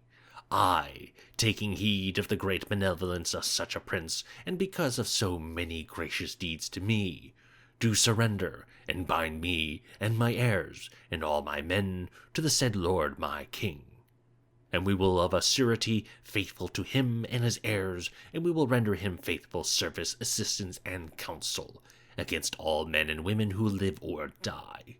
And in token of this, I, William, for myself, my heirs, and all my men to the said lord my king, have made homage freely and have sworn on the gospel of God. His promise of faithful service was fulfilled. A friendship grew up between his family and that of Bruce, and in due course Hugh Ross, his eldest son, married Matilda, the youngest but one of Bruce's sisters. In the meantime, Edward Bruce had descended upon Galloway like the angel of destruction, Dugald MacDowell, who had gathered together the shattered remnants of his clan after Bruce's whirlwind campaign in the autumn of 1307, joined forces with an English contingent under Sir Ingram de Umfraville and Aymer St. John, and together, with some 1,200 men, they attempted to oppose Edward at a crossing of the River Dee. But though his force was inferior in numbers, Edward, with his usual impetuosity, launched against them on the 29th of June an attack so furious that they broke and fled, and their leaders with difficulty escaped to the nearby castle of Boutelly. Dugald MacDowell's family fled to England, where they were granted a manor by Edward II, and Dugald himself was appointed governor of Dumfries. With this main force defeated, Edward overran the province, levying heavy contributions of corn and cattle, destroying a number of minor castles, and receiving into allegiance the now dispirited inhabitants. He then moved north to link up with Douglas, returning south after the Battle of Brander Pass, and together they besieged and captured in December 1308 the key fortress of Rutherglen, hard by Glasgow. He moved south again on hearing that Aymer St. John had recruited in England a force of knights and foot soldiers some 1,500 strong, and was once more in Galloway. On this occasion, Edward Bruce was accompanied by those seasoned warriors James Douglas, Robert Boyd, and Alexander Lindsay, and was joined by Angus MacDonald with a reinforcement of Highlanders from the Western Isles. They had pitched camp at the head of a narrow defile, when early one morning Edward was roused by a scout who informed him that the English, learning of the Scottish position, had made a forced march to surprise him, and were now close at hand. There was a heavy mist that morning, so that men could not see as far as a bow-shot distance. Stationing his foot soldiers to bar the defile, Edward took the little body of 50 armed knights he had in a detour to the rear of the advancing English, and followed their track a short way behind them, concealing in the murk. His daring intention was to wait until the English clashed with the foot soldiers, and then to charge out of the mist and take them from the rear. Before mid-morning, the mist suddenly cleared, and Edward and his little posse of knights found themselves exposed to view a short distance from a greatly superior body of cavalry. If they retreated, they would be overwhelmed so. As Sir Alan Cathcart, who was with them, related to John Barbour, Edward gave the immediate order to charge. The English, taken by surprise, had hardly time to turn their horses before the Scotsmen had sliced through them, leaving a trail of blood and slaughter, and before the English could turn again, the Scots, with exemplary discipline, had wheeled round and charged back through the disordered lines, creating such confusion that when they wheeled once more to deliver a third onslaught, the English broke and fled. From that time the hinterlands of Galloway were under the control of Bruce. The last centre of resistance by Scottish enemies had been eliminated. Henceforward he could devote his energies to clearing his kingdom of English garrisons, ordering his administration, and obtaining the recognition of other powers as the rightful monarch of an independent kingdom. Chapter 11. The astonishing reversal of fortune, which within 2.5 years had transferred the hunted fugitive in the heather into the ruler of 2/3 of Scotland, must in the first place be credited to the man himself. Bruce's physical strength, his cheerfulness in adversity, his resourcefulness in danger, his brilliance in tactics and strategy alike marked him as a leader who could animate the courage and inspire the affection of all who followed him. But no man can operate in a vacuum. It was because, in the second place, he had behind him the widespread support of the Scottish Church, whose network provided him with military intelligence, and whose preachings with recruits, that the latent goodwill of the community was conjured into a positive action on his behalf. And in the third place, the death of Edward I, and the subsequent political troubles of his successor, allowed him to deal with his opponents in two separate phases. The character of that successor is depicted with remarkable unanimity by the chronicles of the age. Edward II, they write, was large, handsome, and brave, but weak-willed, indolent, and frivolous, caring neither for politics, war, nor business, but only how to amuse himself. The principal provider of his amusement was his boyhood, friend, and companion, Piers Gaveston, whom he married to his niece and created Earl of Cornwall. This irrepressible young man, who entertained his king by nicknaming the leading magnates of the realm with such epithets as Burst Belly, Joseph the Jew, the Cuckold's Bird, and the Black Dog of Arden, and compounded his insults by unhorsing them at every tournament, not unnaturally provoked in them a furious resentment. For the 5 years between the death of Edward I on July the 7th in 1307 and the capture by treachery and the beheading of Piers Gaveston on the 19th of June 1312, at the command of the Earl of Lancaster, both English king and nobles were constantly distracted from the business of Scotland by the struggle of one to retain and the others to remove the favourite from his side. In November 1308, Philip IV of France, whose daughter Isabella had been married to Edward II in January of that year, sought to help his son-in-law. He sent his eldest son to the English court to suggest that the king should negotiate a truce with the Scots, and so leave himself free to concentrate his energies against his rebellious barons.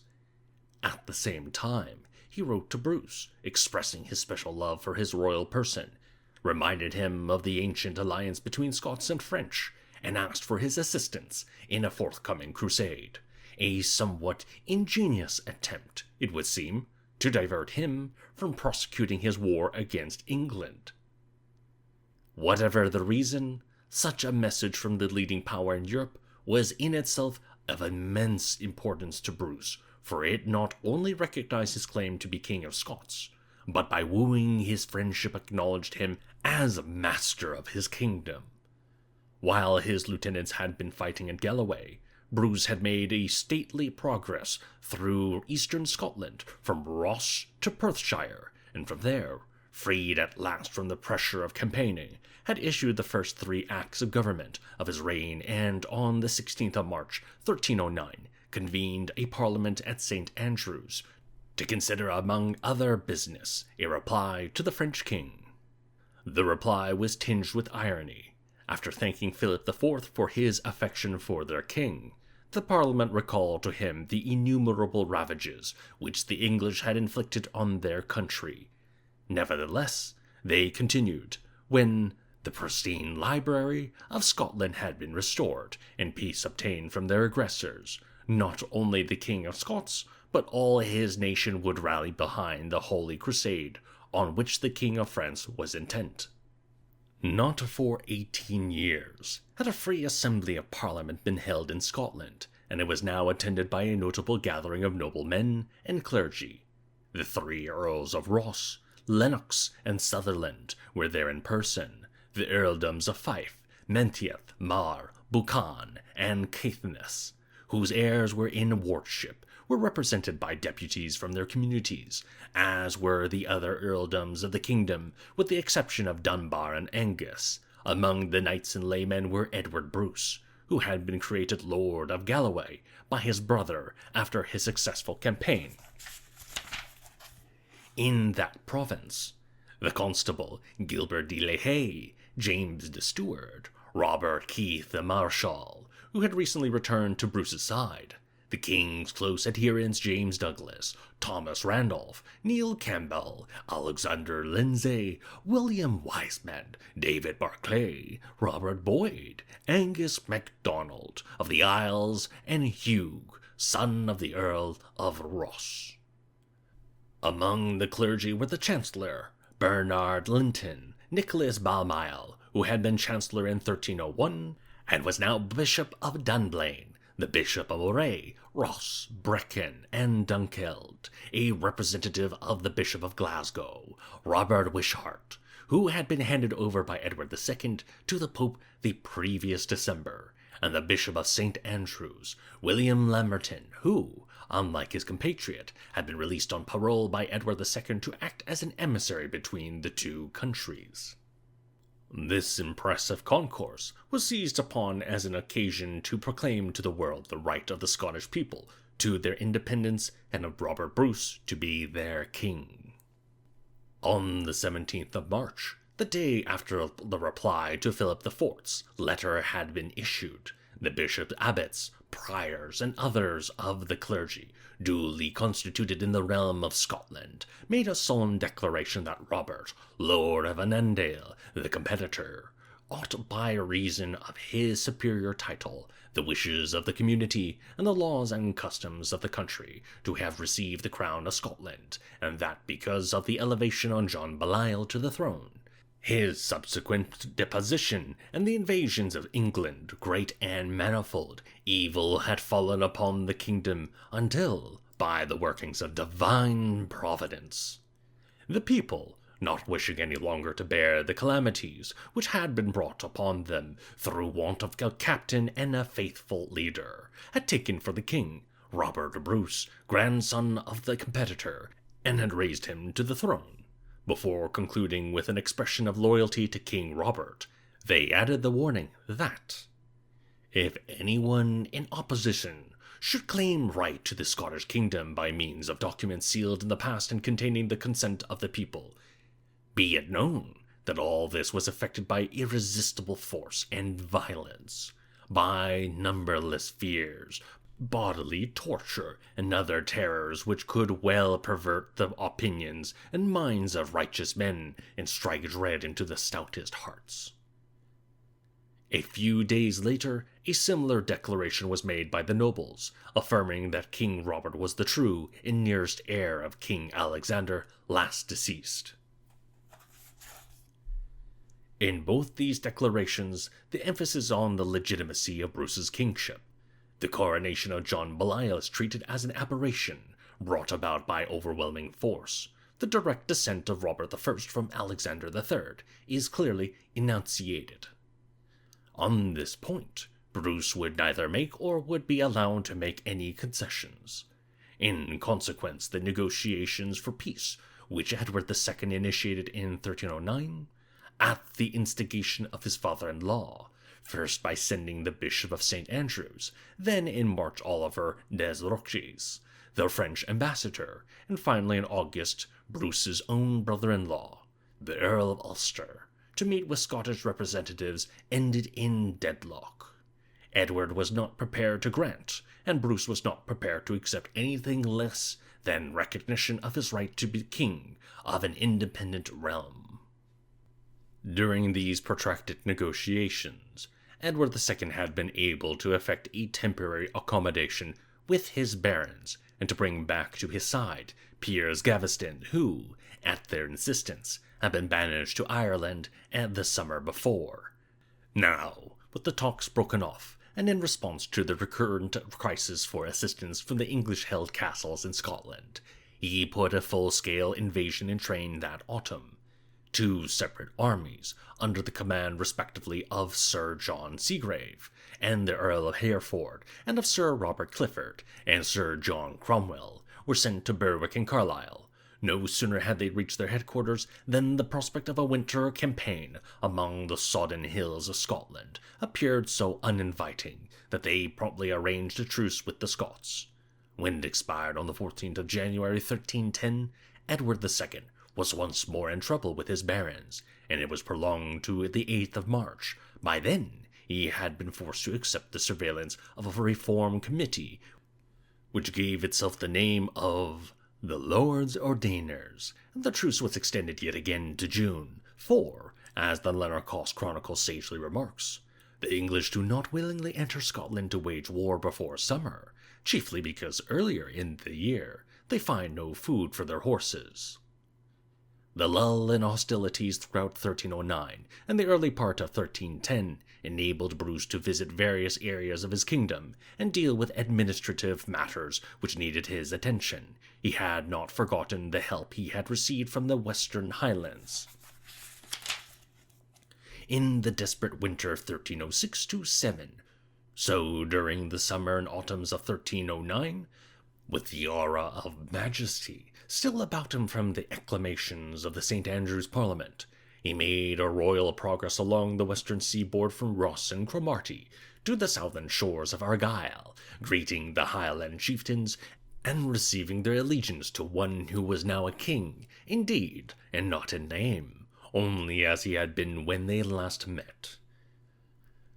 During this progress, or at its end, he must have had Angus MacDonald of the Isles in his company, and been satisfied by him that he had sufficient control of the western seas to keep open the route between Ireland and Scotland for the passage of goods.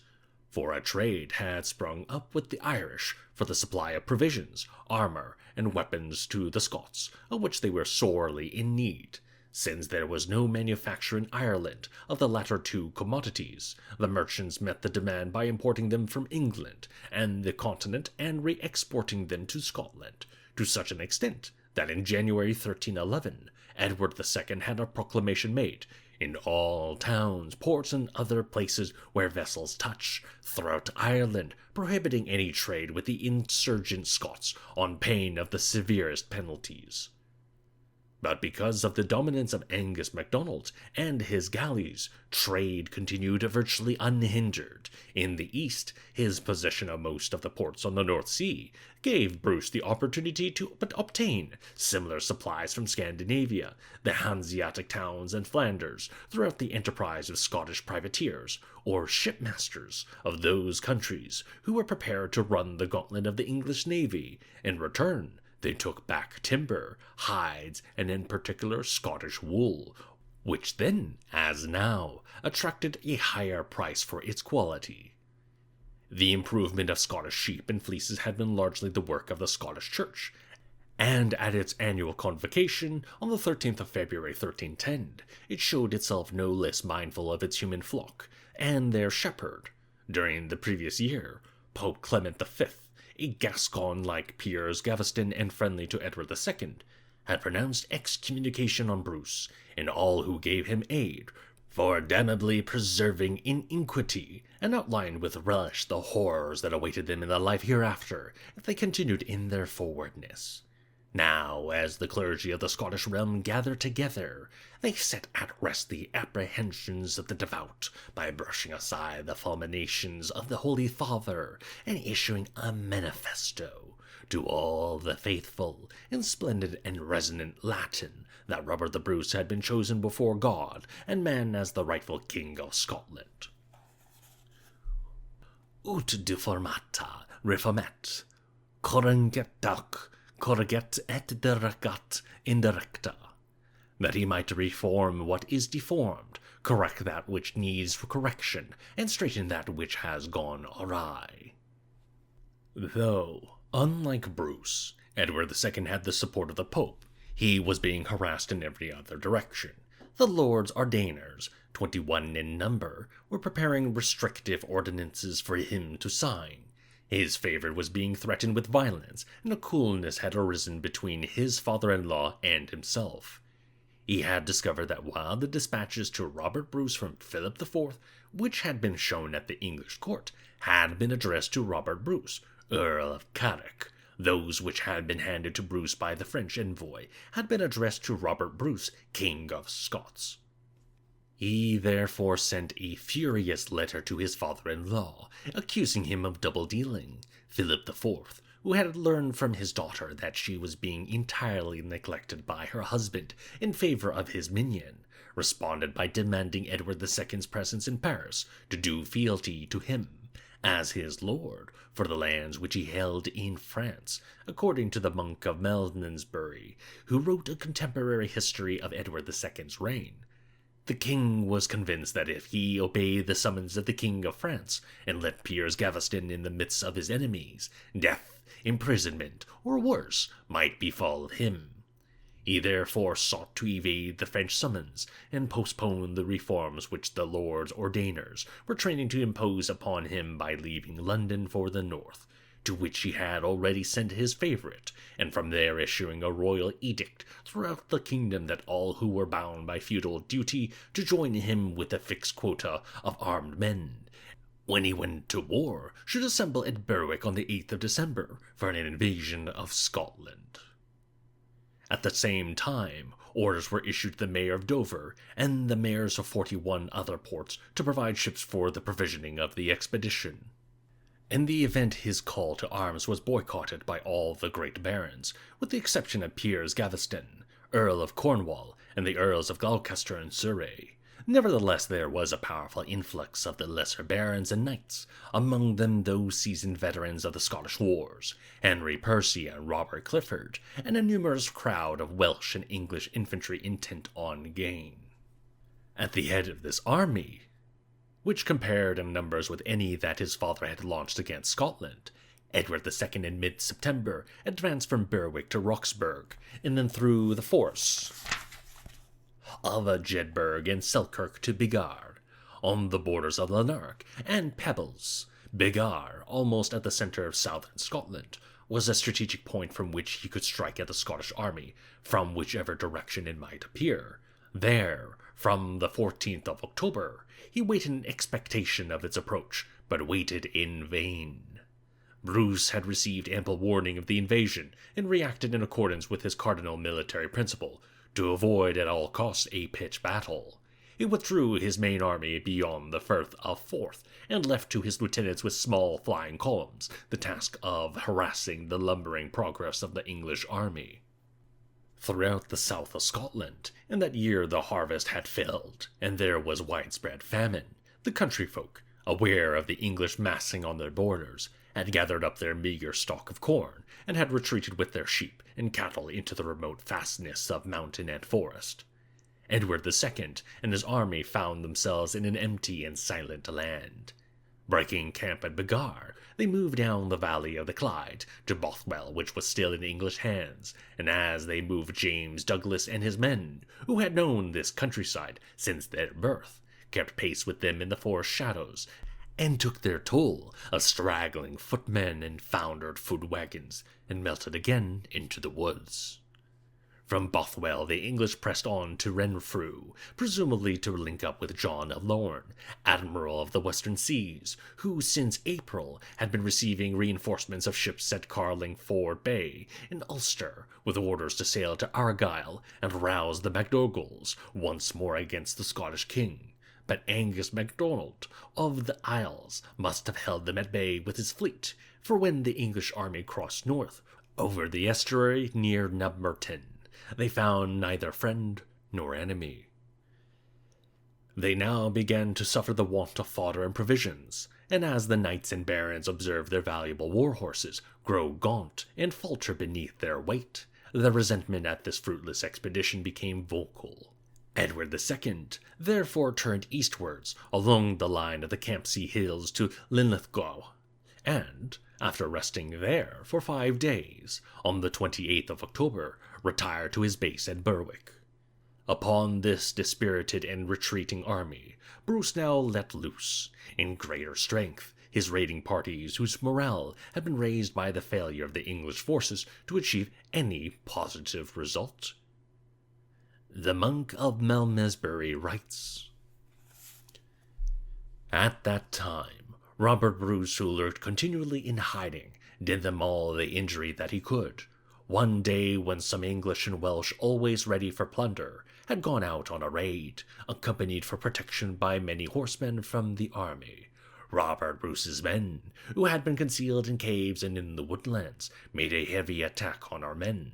Our horsemen, seeing that they could not help the infantry, returned to the main force with a frightful uproar. All immediately leapt to arms and hastened with one accord to the help of those who had been left among the enemy. But assistance came too late to prevent the slaughter of our men. Before our knights arrived, up to 300 Welsh and English had been slaughtered, and the enemy returned to their caves. From such ambushes, our men often suffered heavy losses, for Robert Bruce, knowing himself unequal to the King of England in strength or fortune, decided that it would be better to resist our king by secret warfare, rather than to dispute his right in open battle. Indeed, I might be tempted to sound the praises of Sir Robert Bruce.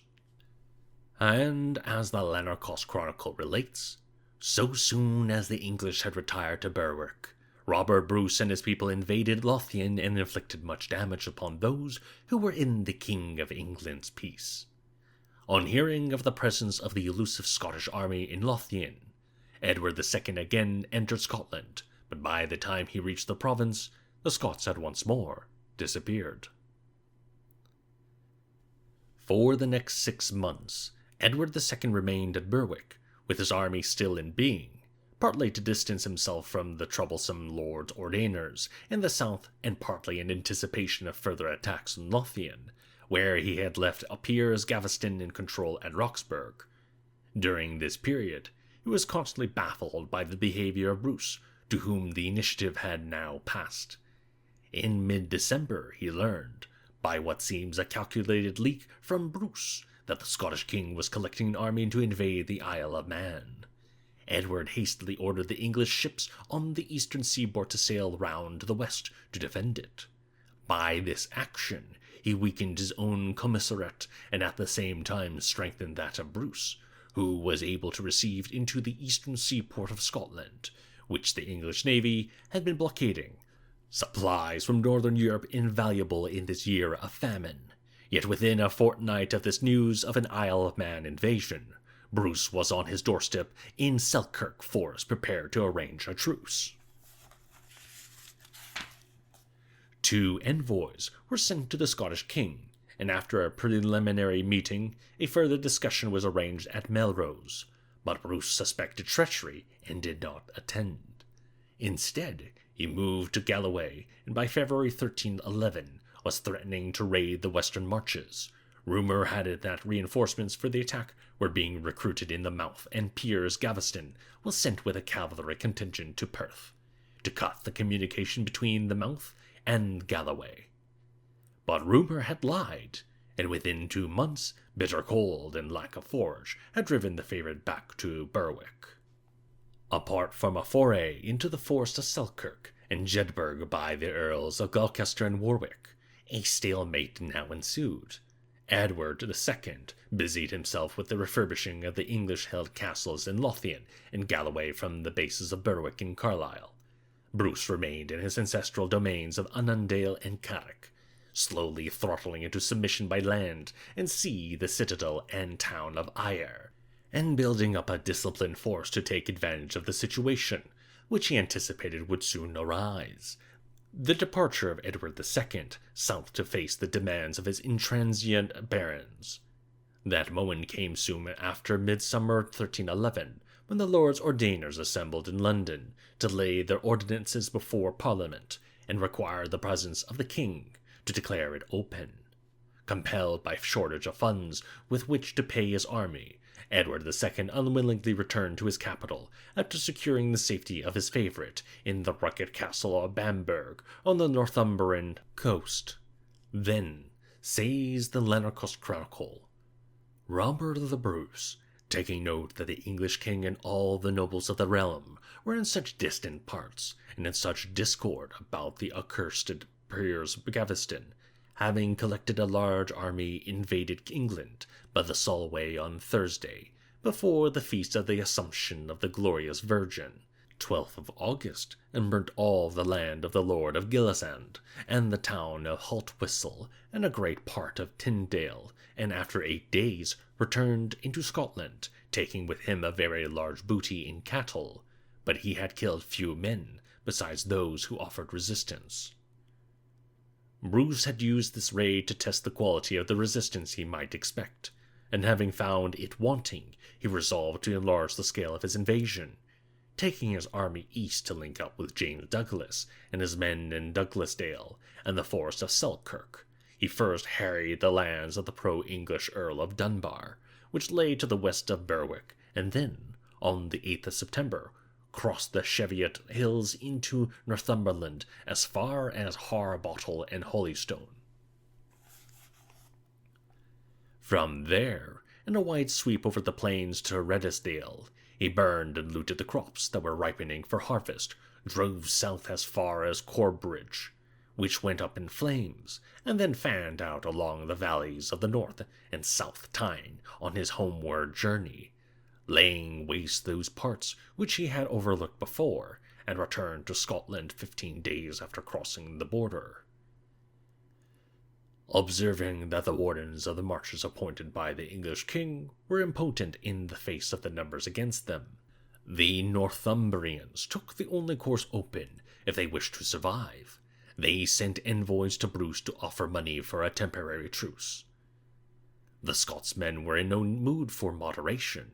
For 15 years, their country had been ravaged and impoverished by the English. Their corn crops had been burned, their livestock slaughtered, their farms destroyed, their people killed, and throughout their trading ports and burghs the hum of business had been reduced to silence. Slowly the lifeblood of commerce was beginning to circulate once more through the body politic, but the revenue was pitifully small to meet the demands of government and defense. When Bruce embarked on the raids into northern England, which he continued throughout his reign, he had 2 aims in mind: to obtain the money and supplies for the administration of his country, and to keep in fighting trim the nucleus of an army. Now that he had temporarily regained the upper hand, his terms were going to be severe. Immunity was granted to the Northumbrians only to February 1312, and for this brief period, they were compelled to pay what was for those days the enormous sum of £2,000. A similar tax was imposed on the men of Dunbar. A formidable protection racket was in the making, but the unwritten rules were observed. The monks in Lanercost Abbey, which was situated only a short distance within the English side of the border, had the best opportunity to know what was happening. They record again and again in their chronicle that during these raids it was only those who repelled with force the Scottish demands who suffered death. Nevertheless, the inhabitants of northern England must sometimes have felt that an armed knight on a campaign of blackmail was not the highest example of chivalry.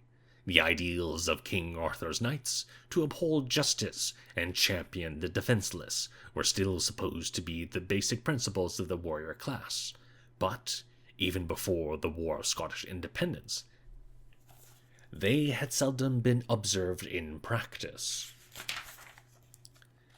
The habit of violence had taken over throughout Europe, as exemplified by Edward I. His barbarous executions of the royal kin and knighthood of Scotland during the course of that war had brought chivalry between the 2 countries to an end. The northern English were in the unfortunate position of being left unprotected, either by a code of honor or a covering armed force, abandoned by the very rules who would intolerably provoke their next-door neighbors. Hardly had the truce expired when the Scots attacked the castle of Norham, just inside the English border and near to Berwick, burning the town and carrying away many prisoners and cattle. This feat, so close to the headquarters of the English command in Scotland, was a clear warning to the men of Northumberland and Dunbar that they could look for no defense from England, and both areas renewed their tribute. Meanwhile, civil war had broken out in England. Edward II, whose affection for Piers Gaveston, however misplaced, had a depth and sincerity which must elicit respect, had twisted and turned like a fox before the hounding barons in an attempt to protect his friend. At the Parliament in August 1311, he had offered to accept all the 41 articles of the ordinance, placed before him by the Lords Ordainers, if they would delete that which demanded the banishment of Piers Gaveston. But they were resolute in their refusal.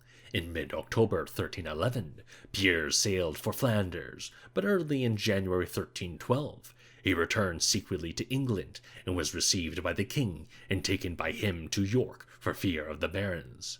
And because there was no safety for Piers in England, Ireland, Wales, Gascony, or France, he tried to arrange for Piers' residence in Scotland until the baronial attack should cease.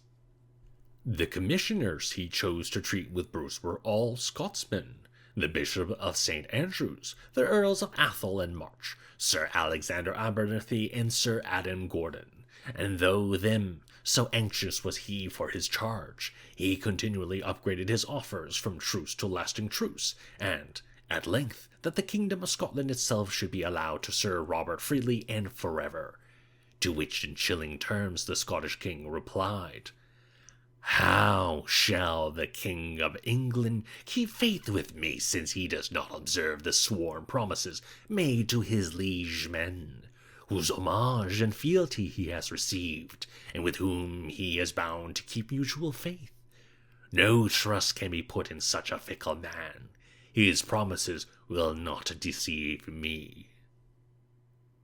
Deprived of this last vain hope, and denied funds from the exchequer, even so much as a halfpenny or a farthing, Edward II made his headquarters now in York, now in Newcastle, plundering the country around to pay for his expenses, while the Lords Ordainers slowly gathered their private armies together, and then marched north.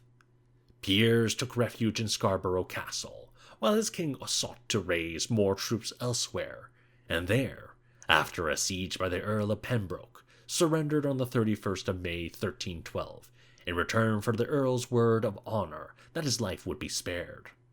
But as he was being conducted to Pembroke's castle at Wallingford in Oxfordshire, he was seized by the Earl of Warwick, and on the order of the Earl of Lancaster, beheaded on the 19th of June. Furious at the execution of his favourite, Edward II joined forces with the Earl of Pembroke, whose honour had been impugned, and marched against Lancaster and his fellow earls. Chapter 12. Robert Bruce took full advantage of the situation in England. No doubt he was kept informed by the Bishop of St. Andrews, William Lamberton. In April 1308, Lamberton had once more pledged his allegiance to the English king, and had been released from his dungeon in Winchester Castle on condition that he remained within the diocese of the Bishop of Durham. Edward II had used him on several occasions as his emissary to Robert Bruce, which gave him the opportunity to renew his ancient friendship with the Scottish king. Whatever promises he might make to Edward II, his heart and soul were dedicated to the cause of Scottish independence. For this, he believed that peace between the two countries was of paramount importance, and exerted all his diplomatic skill to bring it about. But so long as it was not achieved, he had no scruple in taking advantage of his privileged position among the English to send to Bruce through the secret network of the Church vital information about his enemies. Whether it was because of the bishop's reports or of his own assessment, Bruce convened a parliament at Ayr in July 1312, and there decided on a large-scale invasion of England. Leaving a light force to screen the English-held castles of Dumfries, Dalwhinton, Butyle, and Carlaverock, he crossed the Solway with his main army to Lanercross Priory, 16 miles northeast of Carlisle, and there lay for 3 days sacking the priory buildings and doing an infinity of damage. Leaving Lanercost, he marched east to Hexham and Corbridge, ravaging the district, and taking much spoil and many prisoners, nor was there any who dared to resist. Setting up his headquarters at Corbridge, he sent Edward Bruce and James Douglas on a lightning raid into the county of Durham, surprising Chesterley Street at nightfall. They left there a holding detachment and swept on through the darkness 6 miles south to Durham, and fell upon the inhabitants at early light, just as they were putting up the stalls for market day. All who resisted were killed, and the greater part of the buildings were reduced to ashes, while the military defenders of the castle and abbey, too formidable for the Scots to attack, watched timorously from behind their walls the destruction of the city they were paid to protect. An immense booty of stores, arms, armor, and horses was collected and taken to Chesterley Street and kept under guard by Edward Bruce while James Douglas hurried to Hartlepool, on the coast, ransacked the town, and returned with a number of wealthy burgesses and their wives to be held for ransom. Never in the memory of living men had the peace of the Palatine been disturbed by foreign foes, and a fearful apprehension spread through the peoples of the area at the shock of the Scottish invasion. The Bishop of Durham was in London, but the leading men of the city took it upon themselves to visit Robert Bruce in a body and offer £2,000 for a 10 months' truce to Midsummer 1313. This offer was accepted, but only on the humiliating condition that the Scots should have free access and retreat through the county of Durham whenever they wished to make a raid into England. The Northumbrians, fearing their turn would come next, hastened to follow the example of their southern neighbours and pay £2,000 for the same period of truce, while the people of Westmoreland, Cupland, and Cumberland redeemed themselves in a similar way, and as they had not so much money in hand as would pay them, they paid a part, and gave as hostages for the rest the sons of the chief lords of the country. As Midsummer 1313 approached, emissaries from Bruce were sent to the northern counties to warn them that if they did not purchase a fresh truce he would, reluctantly, have to repeat his punitive raids. The threat was enough. Further immunities to 29th of September 1314 were arranged on a cash basis. Throughout his life, Bruce was, within the context of a savage age, a humane man. He was using his power not to butcher aimlessly in revenge, but to improve the finances of his bankrupt kingdom. Discipline was maintained, and a careful record kept of those who had or had not paid for their immunity, and if any failed in their dues, their estates were systematically ravaged. Cumberland was a case in point. By April 1314, they had fallen further and further behind in their agreed payments, but instead of injuring their hostages, Bruce sent his brother, Edward, with a strong detachment to take over the Bishop of Carlisle's manor house at Rose Castle, and lay waste the surrounding district. They burnt many towns and 2 churches, taking men and women prisoners, and collected a great number of cattle in Inglewood, Forest, and elsewhere, and driving them off with them on the April of 19th. But they killed few men except those who made a determined resistance. According to a contemporary account, in the short space of 3 years, Bruce received more than £40,000 from the tributes paid to him by towns, religious houses, and local communities. On their return to Scotland from Durham in September 1312, the Scottish army attempted to take Carlisle by surprise, but the garrison were too alert, and although the Scots, elated by their successful invasion, made a determined assault upon it, they were beaten off with heavy losses, both James Douglas and Gilbert de la Haye receiving wounds. It was no intention of Bruce to settle down for a prolonged siege, and having failed to effect a coup de main, he continued to Scotland, where he had other matters with which to deal. During his absence in northern England, he had sent his chancellor, Bernard Linton, to Norway to iron out certain disputes between the 2 countries and negotiate anew and reaffirm the ancient Treaty of Perth. Discussion having proceeded amicably, Bruce summoned a parliament at Inverness, and there on the 29th of October, 1312, an agreement was sealed between the King of Scots in person and the envoys of King Haakon V, resolving the differences between them and reactivating the settlement of 1266. A conclusion peculiarly satisfactory to Bruce, both because of his family relationship with the Norwegian royal family, and though overt, a recognition of his sovereignty of Scotland.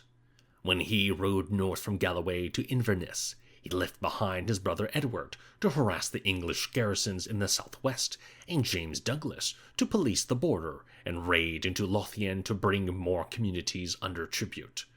But he took with him his third chief lieutenant, Thomas Randolph, and an unexpected addition to his entourage, the Earl of Athol. David, Earl of Athol, was the son of that same John, Earl of Athol, who had been captured with Bruce's queen and family in Easter Ross, and had been hanged by Edward I on the special gallows in London, elevated beyond the normal because of his royal blood. It might have been expected, in view of his family tradition, and the execution of his father by the English, that David would have adhered to Bruce, but his wife was the daughter of the Red Comyn, whom Bruce had struck down in Greyfriars Church, and in the subsequent blood feud between the two families he had been drawn in on the Comyn side, and had taken the field against Bruce on several occasions. In January 1312 he had been one of the emissaries sent by Edward II, under the lead of William Lamberton, Bishop of St. Andrews, to request Bruce to grant political asylum to Piers Gaveston. It was important to Bruce to win over another great earl to his cause, and there is little doubt that, during the close contact which these negotiations entailed, the magnetism of the Scottish king and the influence of the subtle bishop were exerted to induce Athol to transfer his allegiance. A course to which a cold assessment of the odds and his natural instincts might well have inclined him. In any event, he rode with Bruce to Inverness, and there before the Parliament his vast lands were formally restored to him, and he was created Constable of Scotland, an office which good, loyal, devoted Gilbert de la Haye, the existing holder, had handed back to Bruce so that his king could use it as a bait to catch the earl.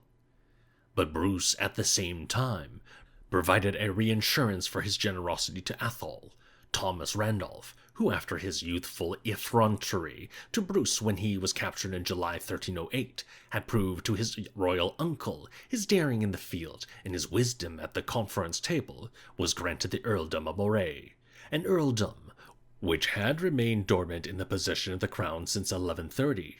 With it he received, with wide powers, the great part of the province of that name, which lay between the earldoms of Ross and Athol, and could exert an influence on each.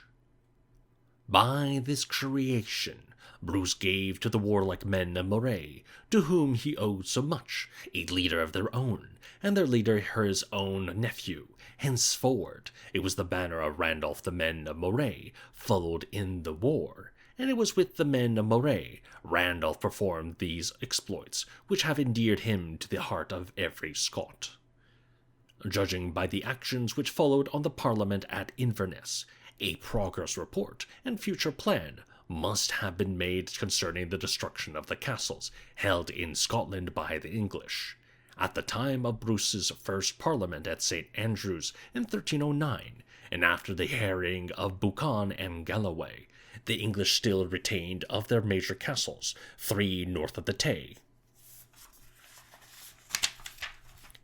Banff, Dundee, and Perth, 3 on the line of the Firth of Forth and Clyde, Stirling, Linlithgow, and Bothwell, 6 in the southwest: Ayr, Lochdoon, Dalwhinstone, Dumfries, Butelly, and Carlaverock, and 4 in Lothian, Edinburgh, Roxburgh, Jedburgh, and Berwick, together with numerous second- and third-rate strongpoints. The possession of every castle gave the English a dominance over the surrounding countryside, and a base at which an invading army from England could regroup and refurbish its forces. The policy of Bruce was to raze to the ground any castle that he captured, so that it would never again become a focus of infection. His problem was how to achieve these captures. The odds were heavily weighted in favor of the defenders. Edward I, with the most sophisticated siege engines of the period at his disposal, took 3 months to capture Stirling in 1304.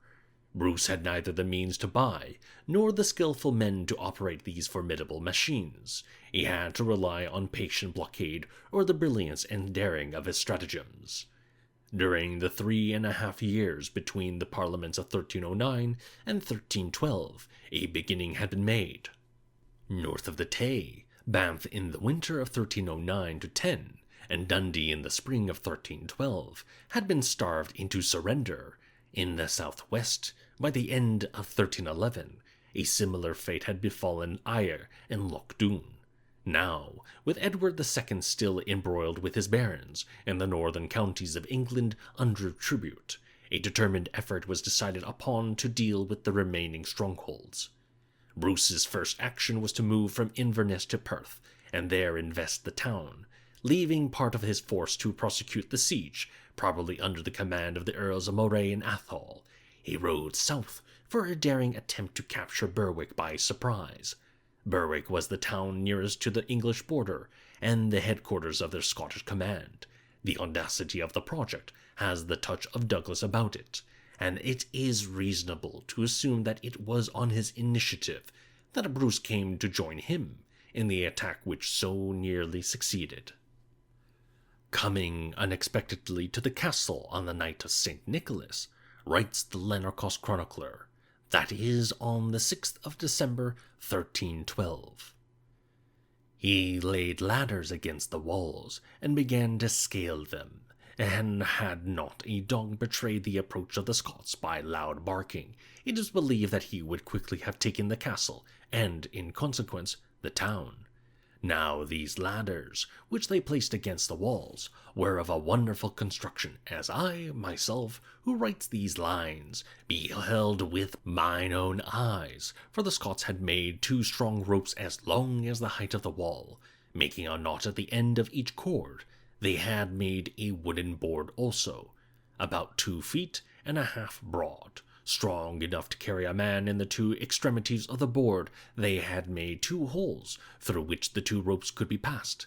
Then, the cords having been passed through, as far as the knots, they had made 2 other knots in the ropes 1.5 feet higher, and above these knots they placed another board, and so on to the end of the rope. They had also made an iron hook, measuring at least 1 foot along one limb, and this was to lie over the wall, but the other limb, being of the same length, hung downward toward the ground, having at its end a round hole wherein the point of a lance could be inserted, and 2 rings on the sides wherein the said ropes could be knotted. Having fitted them together in this manner, they took a strong spear as long as the height of the wall, placing the point thereof in the iron hole, and 2 men lifted the ropes and boards with that spear, and placed the iron hook, which was not a round one, over the wall. They then were able to climb up by those wooden steps, just as one usually climbs an ordinary ladder, and the greater the weight of the climber, the more firmly the iron hook clung over the wall. But lest the rope should lie too close to the wall and hinder the ascent, they had made fenders round every 3rd step, which thrust the ropes off the walls. When, therefore, they had placed 2 ladders upon the wall, the dog betrayed them, as I have said, and they left the ladder there, which next day our people hung upon a pillory to put them to shame. And thus a dog saved the town on that occasion, just as of old geese saved Rome by their gobble. Although the ingenious invention of the hempen scaling ladders failed to bring success on the occasion, it was to prove of inestimable value in the future. Foiled in this attempt to take Berwick by surprise, Bruce left as swiftly as he had arrived, and returned to Perth to take over the control of the siege. Throughout the wars of Scottish independence, the English regarded the town of Perth as of immense strategic importance, easily provisioned from the sea, dominating the rich cornlands of Angus and Fife, menacing the whole central part of Scotland, positioned as an ample cover necessary for invading armies moving up from the south. It was the most pampered outpost of the English occupation. Its defenses were constantly being improved, and by 1312 it was girdled by massive stone walls, with towers at intervals along the ramparts. Around its base it was lapped by the River Tay on the east, and a deep and wide moat on the other 3 sides. At the time of Bruce's approach, it was strongly garrisoned by 120 mounted men, and a greater number of footmen and archers, all under the command of Sir William Oliphant, the stubborn and courageous knight who in 1304 at Stirling Castle had held the might of Edward I at bay for more than 3 months.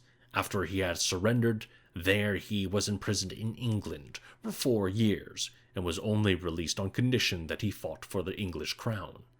Although the Scots had surrounded the towns, preventing any access from outside, they had no heavy artillery with which to batter down the walls, and after 6 weeks saw no weakening among the defenders from lack of supplies. Bruce was unwilling to immobilize in a long siege his armed forces, many of whom were Highlanders, who do not take kindly to static war. Fertile in resources ever, he resorted to a stratagem. Secretly by night he had the moat sounded for depth, and at last discovered a place where men might to their shoulders wade. Openly giving orders to call off the siege, he and his men packed up their gear, and in full view of the enemy formed up, and marched away to the shouts and jeers of the garrison. When he had reached a concealing wood, at a safe distance from Perth, he halted his army and set them to work constructing rope ladders, long enough to reach to the top of the town's ramparts. After 8 days, which he reckoned would be enough to lull the defenders into a sense of security, he set out on the black night of the 7th of January 1313, toward the sleeping town. Horses and grooms were left behind, and his knights and foot soldiers crept stealthily through the darkness to the edge of the moat, and there waited in silence. When no sentinels were seen, nor heard, Bruce himself, with a ladder slung around his shoulders and a spear in his right hand, lowered himself in full armor into the icy water, and began to wade across, testing the depth with his spear as he went. The water presently reached his neck, but then grew less until he reached the other side, and placing his spear in the iron hole of his ladder, with his great strength lifted it up and hooked it on the rampart. Among the company at that time there was a young French knight who, when he saw the king lead the way through the water, carrying his ladder as a common man, crossed himself, exclaiming, "What shall we say of our nobles in France, who think only to stuff their bellies, when so renowned a knight will risk his life for a miserable hamlet?" He followed the king through the moat, and was first up the ladder, with Bruce behind him. All the Scots followed, and set their ladders to the walls, and climbed onto the battlements. Still there was no alarm. Bruce rapidly divided his men into 2 detachments, keeping himself a chosen band to guard the rampart above the ladders, and sending the rest to range through the town. The night was suddenly filled with uproar, as the Scots, scattering in all directions, put their foes to great confusion, who in their beds were or fleeing here and there. Surprise was complete, and resistance negligible. By sunrise, the town was in Bruce's hands. An immense booty was garnered by Bruce's men, till some, who were before poor and bare, became rich and mighty with the spoil. But few of the defenders were killed, for Bruce had given strict orders to spare all who did not resist.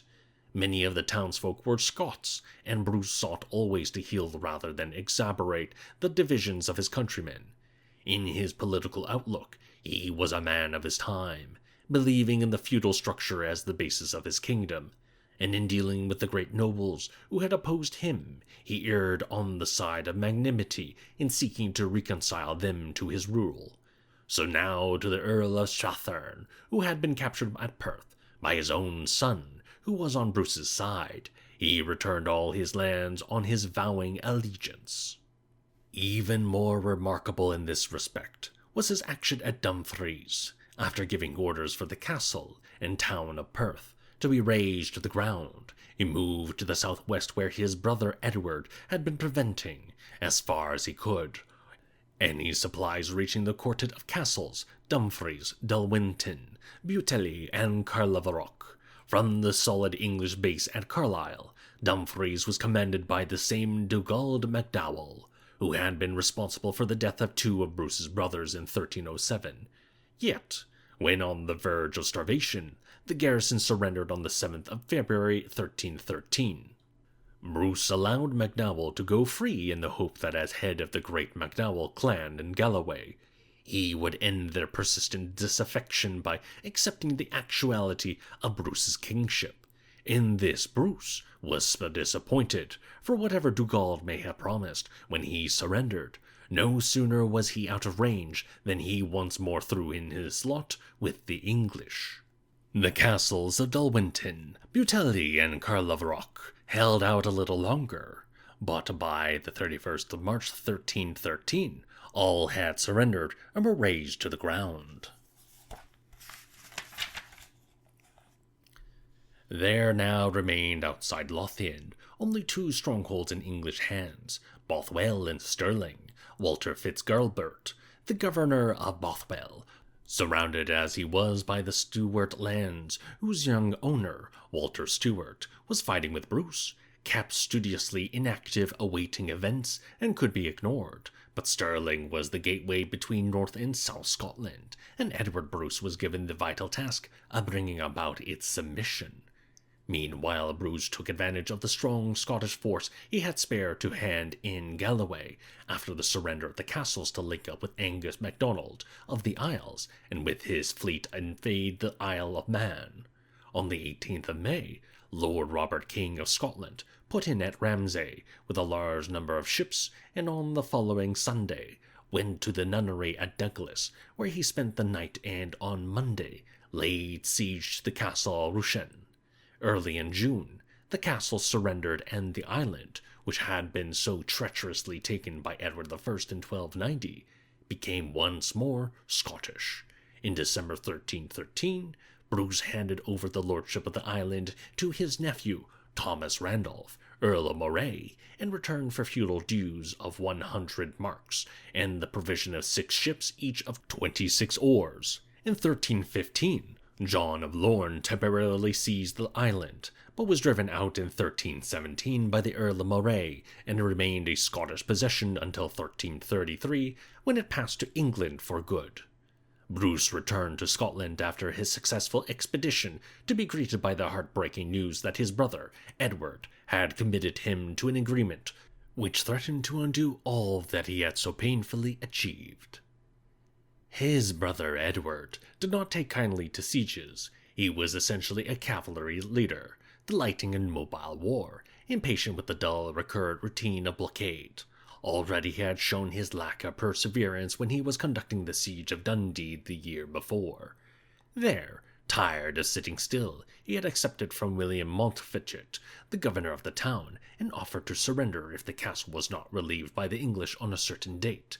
Fortunately for the Scots, Edward II furiously denounced his subordinate's agreement and threatened Montfichet with death if he did not continue his resistance. Dundee had to be starved into submission. For more than 3 months, Edward Bruce had been camped with his men around Stirling Castle. There was little he could do against the massive fortification without any engines of siege warfare. He had to wait and wait until the provisions of the defenders failed them. In the end, he must have succeeded, for he had sealed off all means of access, and the King of England was too occupied in his own kingdom to give a thought to the beleaguered garrison. But Sir Philip Mowbray, the castle's commander, had a shrewd knowledge of Edward Bruce's impetuous character. At midsummer 1313, as he took stock of his diminishing supplies, he offered as one chivalrous knight to another that, if by midsummer a year thence he was not rescued by battle, he would yield the castle freely. Edward fell headlong into the trap, and without consulting their respective monarchs, the two men pledged their honor to fulfill the treaty. Possibly Edward Bruce believed the King of England was too locked in conflict with his great barons, and too outraged by their murder of his favourite, to turn his attention to Scotland. But in view of his knowledge of his brother's policy never to risk a pitched battle against the English, the length of time he allowed for the rescue displays at least an appalling lack of judgment, at worst a selfish desire to be rid of the tedium of a blockade.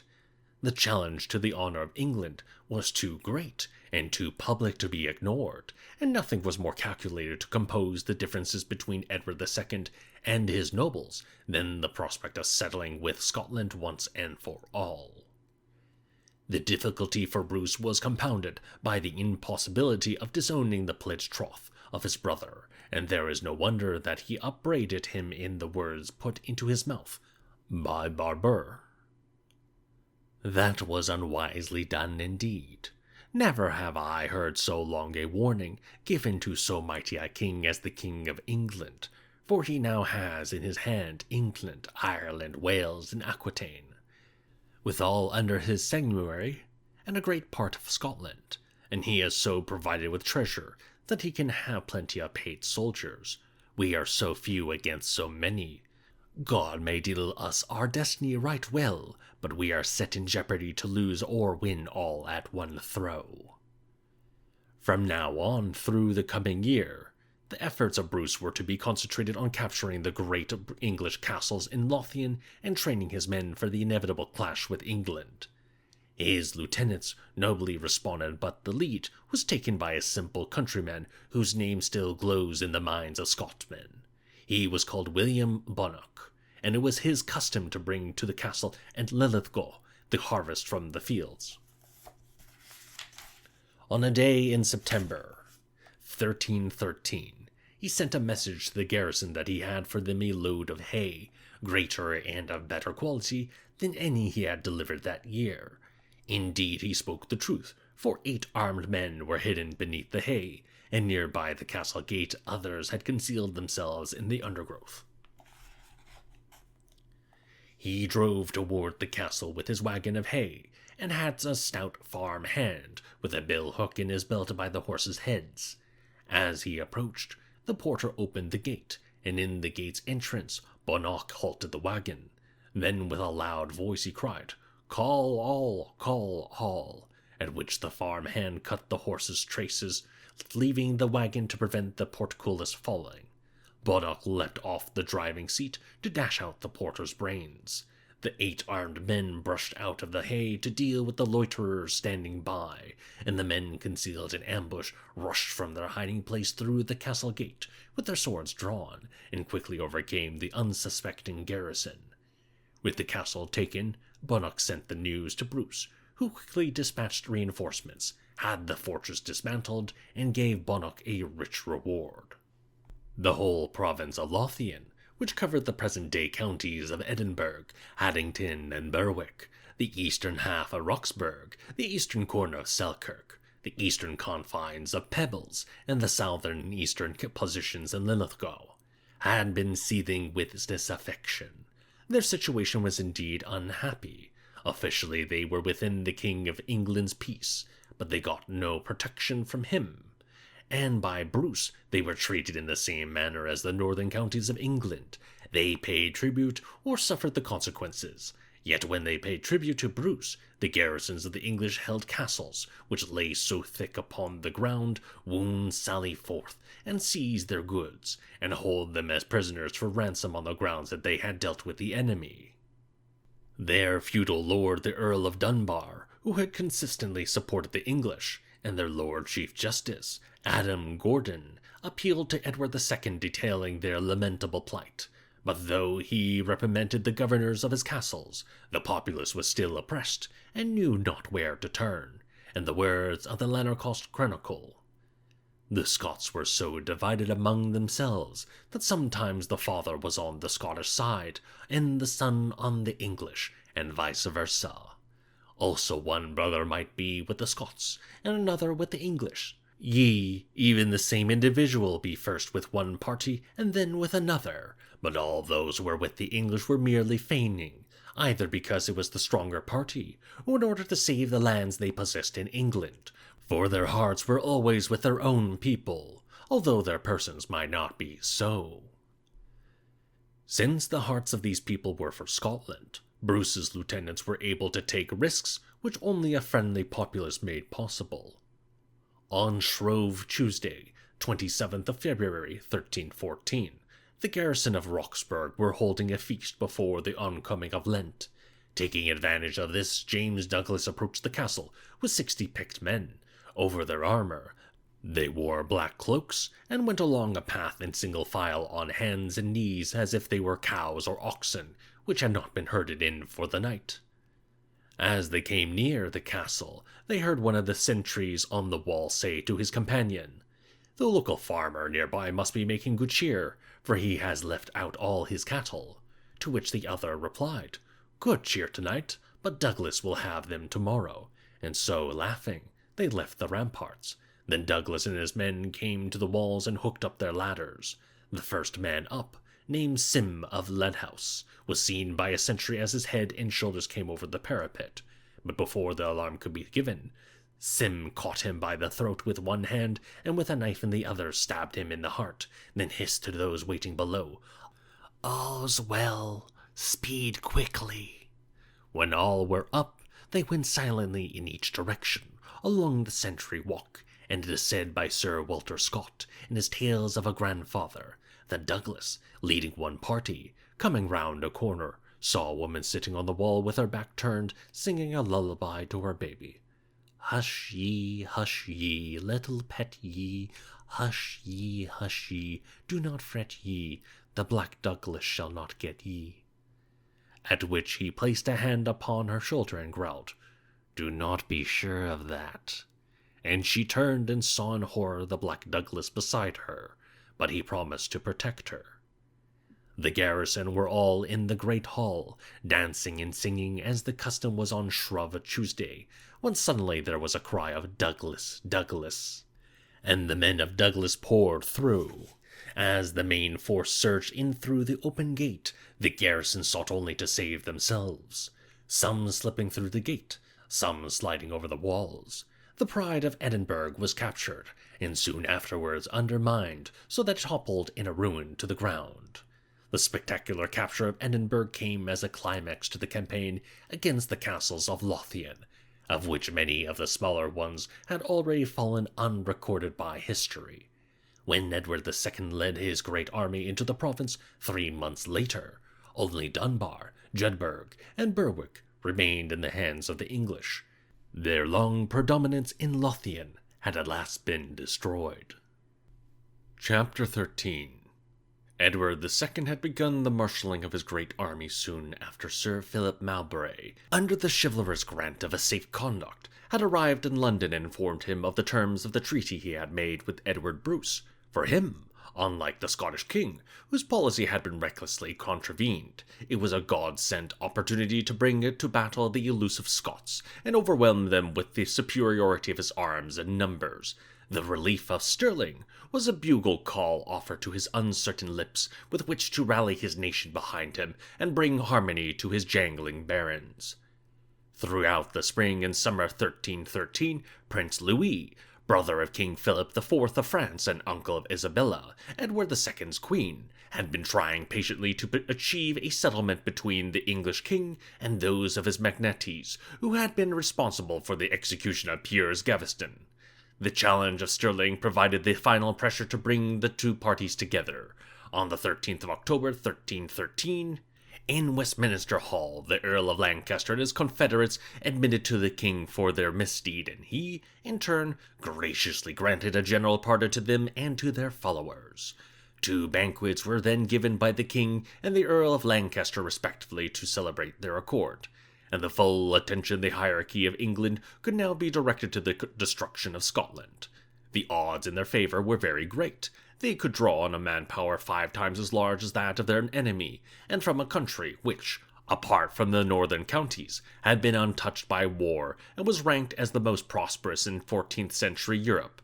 Ireland and Wales were quiet, the papacy favourable, France for the time being friendly, and internally there was such peace as had not been since the beginning of the reign. Against these advantages, Scotland, ravaged by 9 invasions and 18 years of warfare, could only offer the genius of the king and the ardour of his followers. On the 28th of November 1313, Edward II wrote to the Earl of Dunbar that he would bring an army north before midsummer. On the 23rd of December, he sent out writs to 8 earls and 87 barons, summoning them to appear with their contingents at Berwick on the 10th of June 1314. In February 1314, he reiterated to his supporters in Scotland that he intended to lead an army against Bruce. In March, he made the Earl of Pembroke once more Viceroy of Scotland, and from the 9th of March onwards, a stream of executive orders for the mobilization of men and supplies issued from the royal headquarters. The Earl of Ulster was deputed to raise and transport troops from Ireland. 16,000 foot were levied from 13 English counties in the North and Midlands, 5,000 archers and spearmen from North and South Wales, numerous ships and sailors from the seaports of England to provide transport for the provisioning and equipment of the land forces, and throughout Europe, by word of mouth, a general invitation for the attendance of all knights in search of chivalric fame or the spoils of fortune. Early in May, an embargo was put on the export of foodstuffs, and 106 4-horse and 110 8-oxen carts were drafted from various sheriffdoms to provide the wagon train of the army. As Edward II awaited at Berwick the arrival of the different contingents, he was in an expensive mood. To Hugh Despenser the younger, the son of his closest adviser Sir Hugh Despenser the elder, he allotted the spacious lands of Thomas Randolph, Earl of Moray, and to others of his following he handed out the patrimonies of the Scottish gentry, which he was confident would fall into his hands. His optimism was shared by knights and barons in his train, many of whom brought with them tapestries, plate, and furniture to furbish the houses which the king had promised them in advance. The only shadow on his euphoria was the sullen refusal of the Earls of Lancaster, Warwick, Surrey, and Arundel to answer to his summons in person, although, in accordance with their feudal obligations, they sent their quota of cavalry and footmen. They cloaked the personal animosity which had motivated their own non-attendance by claiming that the consent of Parliament should have been obtained before making war. However, the Earls of Gloucester, Pembroke, and Hereford were at his side, and among the veterans of his father's Welsh and Scottish campaigns were Sir Ralph de Monthermer, formerly styled the Earl of Gloucester, before the succession of his stepson to the title, Sir Robert Clifford, Sir Henry Beaumont, Sir Maurice Berkeley, Sir Marmaduke Twing, and Sir Giles de Argenton, described as the third best knight in Christendom. Edward II had recently ransomed D'Argenton from the Emperor of Byzantium, who had seized him on his way to aid the Knights of Rhodes against the Saracens. Also serving in his army were Scotsmen who still opposed Bruce, among them John Comyn, son of the murdered Red Comyn, Sir Ingram de Umfreville, one-time Scottish guardian, his brother the Earl of Angus, and a host of knights from France, Brittany, Poitou, Guiana, and Germany. As the contingents from different directions came marching in and set up their tents at Wark-on-Tweed, hard by Berwick, there had assembled by the 10th of June the greatest army that a king of England had ever commanded. Foremost in splendor and force were some 2,500 heavy cavalry, furnished by the nobles and knights. Each horseman was clad in chain mail, overlaid by a surcoat with his armorial bearings. His horse, thick-set and strong as a percheron, had flowing blankets about its body, trappings to trap and entangle the thrusts of sword and spear, and the rider, when he was in the saddle, carried with him a 12-foot lance and a battle-axe, sword or mace. His squire was in attendance upon him, and 1, 2, or 3 mounted armored men at arms. The brutal impact of 1,000 knights charging in thunder together could appall the bravest, and never had the English rank and file had such confident expectation of success as when they saw so great a force of cavalry. Next in deadly execution, some 3,000 in number, were the corps d'élite of the Welsh archers, who had become so expert in the use of the longbow that they could loose their shafts with such speed that 5 arrows would be airborne at the same time, and lastly the main body of foot soldiers, 15,000 in all, in quilted coats and steel helmets, armed with spear, shield, and sword. Such was the army that Edward II had at his disposal, but if the body, more than 20,000 in numbers, was strong, the single head was weak. Although Stirling had to be reached by the 24th of June to observe the terms of the challenge, it was not until the 17th of June that the king began to march from Berwick. With his force arranged in 10 divisions, he hastened, writes a contemporary chronicler, day by day, to the appointed place, not as if he was leading an army to battle, but as if he was on pilgrimage to St. James of Compostela. Brief were the halts for sleep, briefer still for food. Hence horses, horsemen, and infantry were worn out with toil and hunger. By the 21st of June, he had only reached Edinburgh. Here the army was revictualled by 23 ships which had sailed up the coast of England to the port of Leith, and on the next day, to catch up in time, they made a forced march to Falkirk. 22 miles through the dust and heat of a scorching summer's day, there they bivouacked, parched and exhausted, with still 10 miles and 36 hours to go in which to meet the provisions of the challenge. Ahead in Torwood lay the Scottish army. Torwood was a vast forest, with rocky outcrops, lying across the ancient Roman road from Edinburgh to Stirling, some 5 miles north of Falkirk. Here, by the end of April 1314, Bruce had made his headquarters and began to assemble his army. He called a halt to all subsidiary expeditions, and to him came Edward Bruce, and his men fresh from their invasion of Cumberland, and Douglas and Randolph with theirs from Lothian, elated by the captures of Roxburgh and Edinburgh. Summonses for military service had been sent throughout the kingdom, and as the days lengthened and the weather became milder, groups of men under their knights, lairds or chiefs, or on their own made their way at fitful intervals to the Scottish camp from the farthest cut reaches of the country. As they came in, they were welcomed by the king and allotted for their training to one of the 4 divisions into which he had ordered his battle array. Of these, the vanguard was commanded by Thomas Randolph, Earl of Moray. At the end of its training period, it consisted of about 500 men from his earldom of Moray, from Ross and the far north, and burghers from the town of Inverness, Elgin, Nairn, and Forres. The 2nd division, led by Edward Bruce, drew on the men of Buchan, Mar, Angus, the Mearns, Menteith, Strathern, and Lennox, with a small contingent from Galloway, to make up a roll call of 1,000. The 3rd division of a similar size was under the nominal command of the High Steward, Walter, the son of Bruce's old friend James Stewart, who had died in 1309, but as Walter Stewart was a minor, the control was actually in the hands of his cousin, James Douglas. Their men came from Lanark, Renfrew, and the Borders. The 4th Division had the double strength of 2,000 and was commanded by the king himself. Here, under his banner, were gathered from western Scotland Highlanders from a score of different clans, muting their feuds beneath his chastening eye and in the face of the common enemy. Bruce's own men from Carrick, Kyle and Cunningham were there, and Angus MacDonald with his liegemen from the Western Isles. Lastly, there were 500 light horse under the Marshal Sir Robert Keith, and a small company of archers from the Ettrick Forest. Altogether, the Scottish army amounted to between 5,000 and 6,000, little more than a quarter of the English host. During the 2 months he had in hand, Bruce's main preoccupation was the training and discipline of his disparate forces. He knew that he had neither the horses, equipment, nor numbers to fight the English cavalry with cavalry of his own.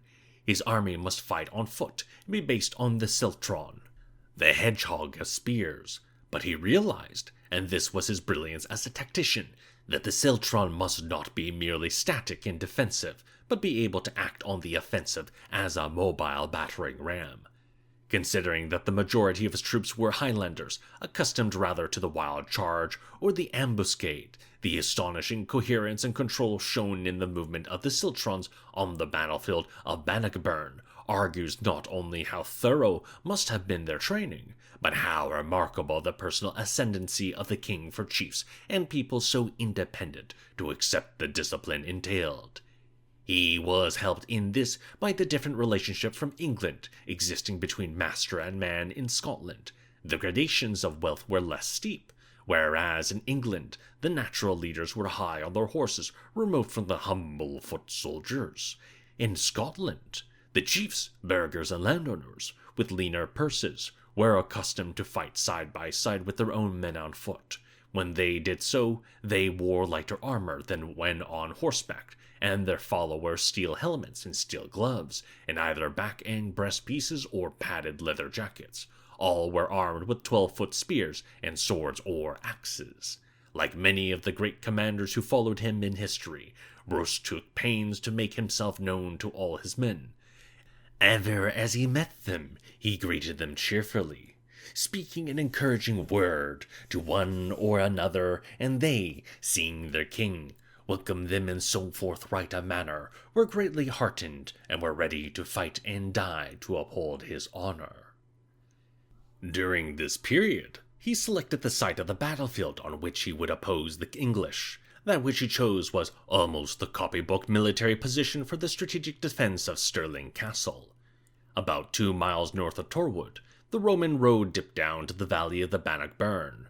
Rising in the hills to the west, the burn descended through wooded slopes and meadows to the ford which served the road, and then plunged into a deep gully by the hamlet of Bannock, and cut its way through the boglands in an arc to the northeast to debouch into the Firth of Forth. North of this natural obstacle, there was to the left of the road the New Park, a moderate area of undulating grassland backed by thick woods, which had been enclosed by Alexander III as a royal forest. To the right of the road, a narrow stretch of meadow, which ended abruptly at its eastern edge in a steep bank, dropping down into the carse of Belquidrock, a flat plateau of clayland embraced by the arms of the Pell Stream and the Bannockburn. Beyond these, marshlands, intersected by streams, extended to the Firth of Forth. No advance by the English could be made from the east across this spongy area, nor could they make a detour to the west, where the Tor Wood and the New Park stretched in an unbroken forest. Their only means of approach towards Stirling were along the Roman road through the New Park, or somewhat to the east of the gully, where by fording the Bannockburn, where its banks were lower, and taking the public track, they could pass outside the New Park under the lee of the escarpment at the Carse's edge. Bruce must have reconnoitered the ground on many occasions with his lieutenants, for when the time came to take up their positions, there the move was made with great smoothness. In the meantime, to prevent the English cavalry deploying onto the open ground, either side of the Roman road, if they crossed the ford, he honeycombed the area with pits dug 8 foot in breadth, and knee-deep camouflage with brushwood and grass, and had trees felled and placed in barricades across any tracks through the forest, which might be accessible to horsemen. While the work was being carried out, he sent James Douglas and Sir Robert Keith with a small mounted patrol to monitor the progress of the English army. On the 22nd of June, they returned with the news, which they reported to the king in private, that the English were on the move from Edinburgh in immense numbers, for the whole landscape was covered by mounted men with waving banners, columns of foot soldiers and archers, and lines of wagons stretching into the distance. Never before had they seen such a multitude in splendor. Bruce told them to keep this knowledge to themselves, but to spread it abroad that the English were advancing in great disorder, so that the men might not be discouraged. He now gave orders that the camp followers, grooms, small folk, and others too ill-armed to be included in his ciltrons, should retire with the wagon train of food and equipment to a valley hidden behind Gillis Hill, and that the straggling bands who, though adequately armed, had arrived too late for enrollment in his trained formations, should accompany them and wait there until summoned. Next he dispatched the vanguard and the other 2 divisions to their prepared positions north of the Bannockburn, the vanguard, under Thomas Randolph, to St. Ninian's Kirk, to watch the track along the Carse, with the divisions of Douglas and Edward Bruce echelon to his right in the order, while he, with his division, remained as rear guard in Torwood to cover their withdrawal. When this had been completed, he brought his men across the burn, and took his place to the right of his brother's division. The whole army was now in line facing southeast down a gradual slope, which gave them observation both of the entry to the New Park and the Carse, and there, after placing sentries, they slept. Next morning, The 23rd of June, soon after sunrise, the army heard mass and prayed to God for their cause, and since it was the vigil of St. John the Baptist, they observed it as a fast, taking only bread and water. And when they had armed and taken their stations, the king had it proclaimed to each division that if any were of faint heart, let him depart at once, at which a great shout arose from the assembled troops that all would conquer or die. Meanwhile, the English army were approaching from Falkirk, and about midday had reached Torwood, where they halted. Here they were met by Sir Philip Mowbray, the governor of Stirling Castle, who had made a wide detour to join them. He pointed out that there was no need for a battle to take place, for under the laws of chivalry, the English had fulfilled their obligation by arriving within 3 leagues of their objective, and therefore the castle must remain in their hands. But Edward II had not brought his mighty army so many miles to let his enemies once more elude him, but to overwhelm them and march in triumph to the gates of Stirling Castle, which he could see in the distance high on its upthrust of rock against a cloudless sky. A consultation was held among the leaders at which Sir Philip, who had been able to observe the preparations of the Scots from the battlements of the castle, warned that the English could not attack from the western flank, as the bridle ways through the forest had been barricaded, and that elsewhere the growth was too thick, and that the immediate front of the Scottish forces were drawn up in the new park. It was decided that the vanguard should advance along the Roman road under the king's nephew, the Earl of Gloucester, with the expectation that the power of his army would cause the Scots to retire, if not Gloucester would sweep them away with a charge of his heavy cavalry. At the same time, Sir Robert Clifford and Sir Henry Beaumont should take a picked body of 600 knights along the public way at the edge of the Carse, and get behind the Scots to cut off their anticipated retreat. Some delay was caused by the intervention of the Earl of Hereford, who claimed that as High Constable it was his hereditary right to lead the army, but this was shortly resolved by making him joint commander of the van with Gloucester. As the English cavalry emerged from Torwood onto the green meadow, which sloped down to the Bannockburn, their many-colored banners and armor glittering in the sun could be seen clearly from across the valley by the Scots who stood to arms.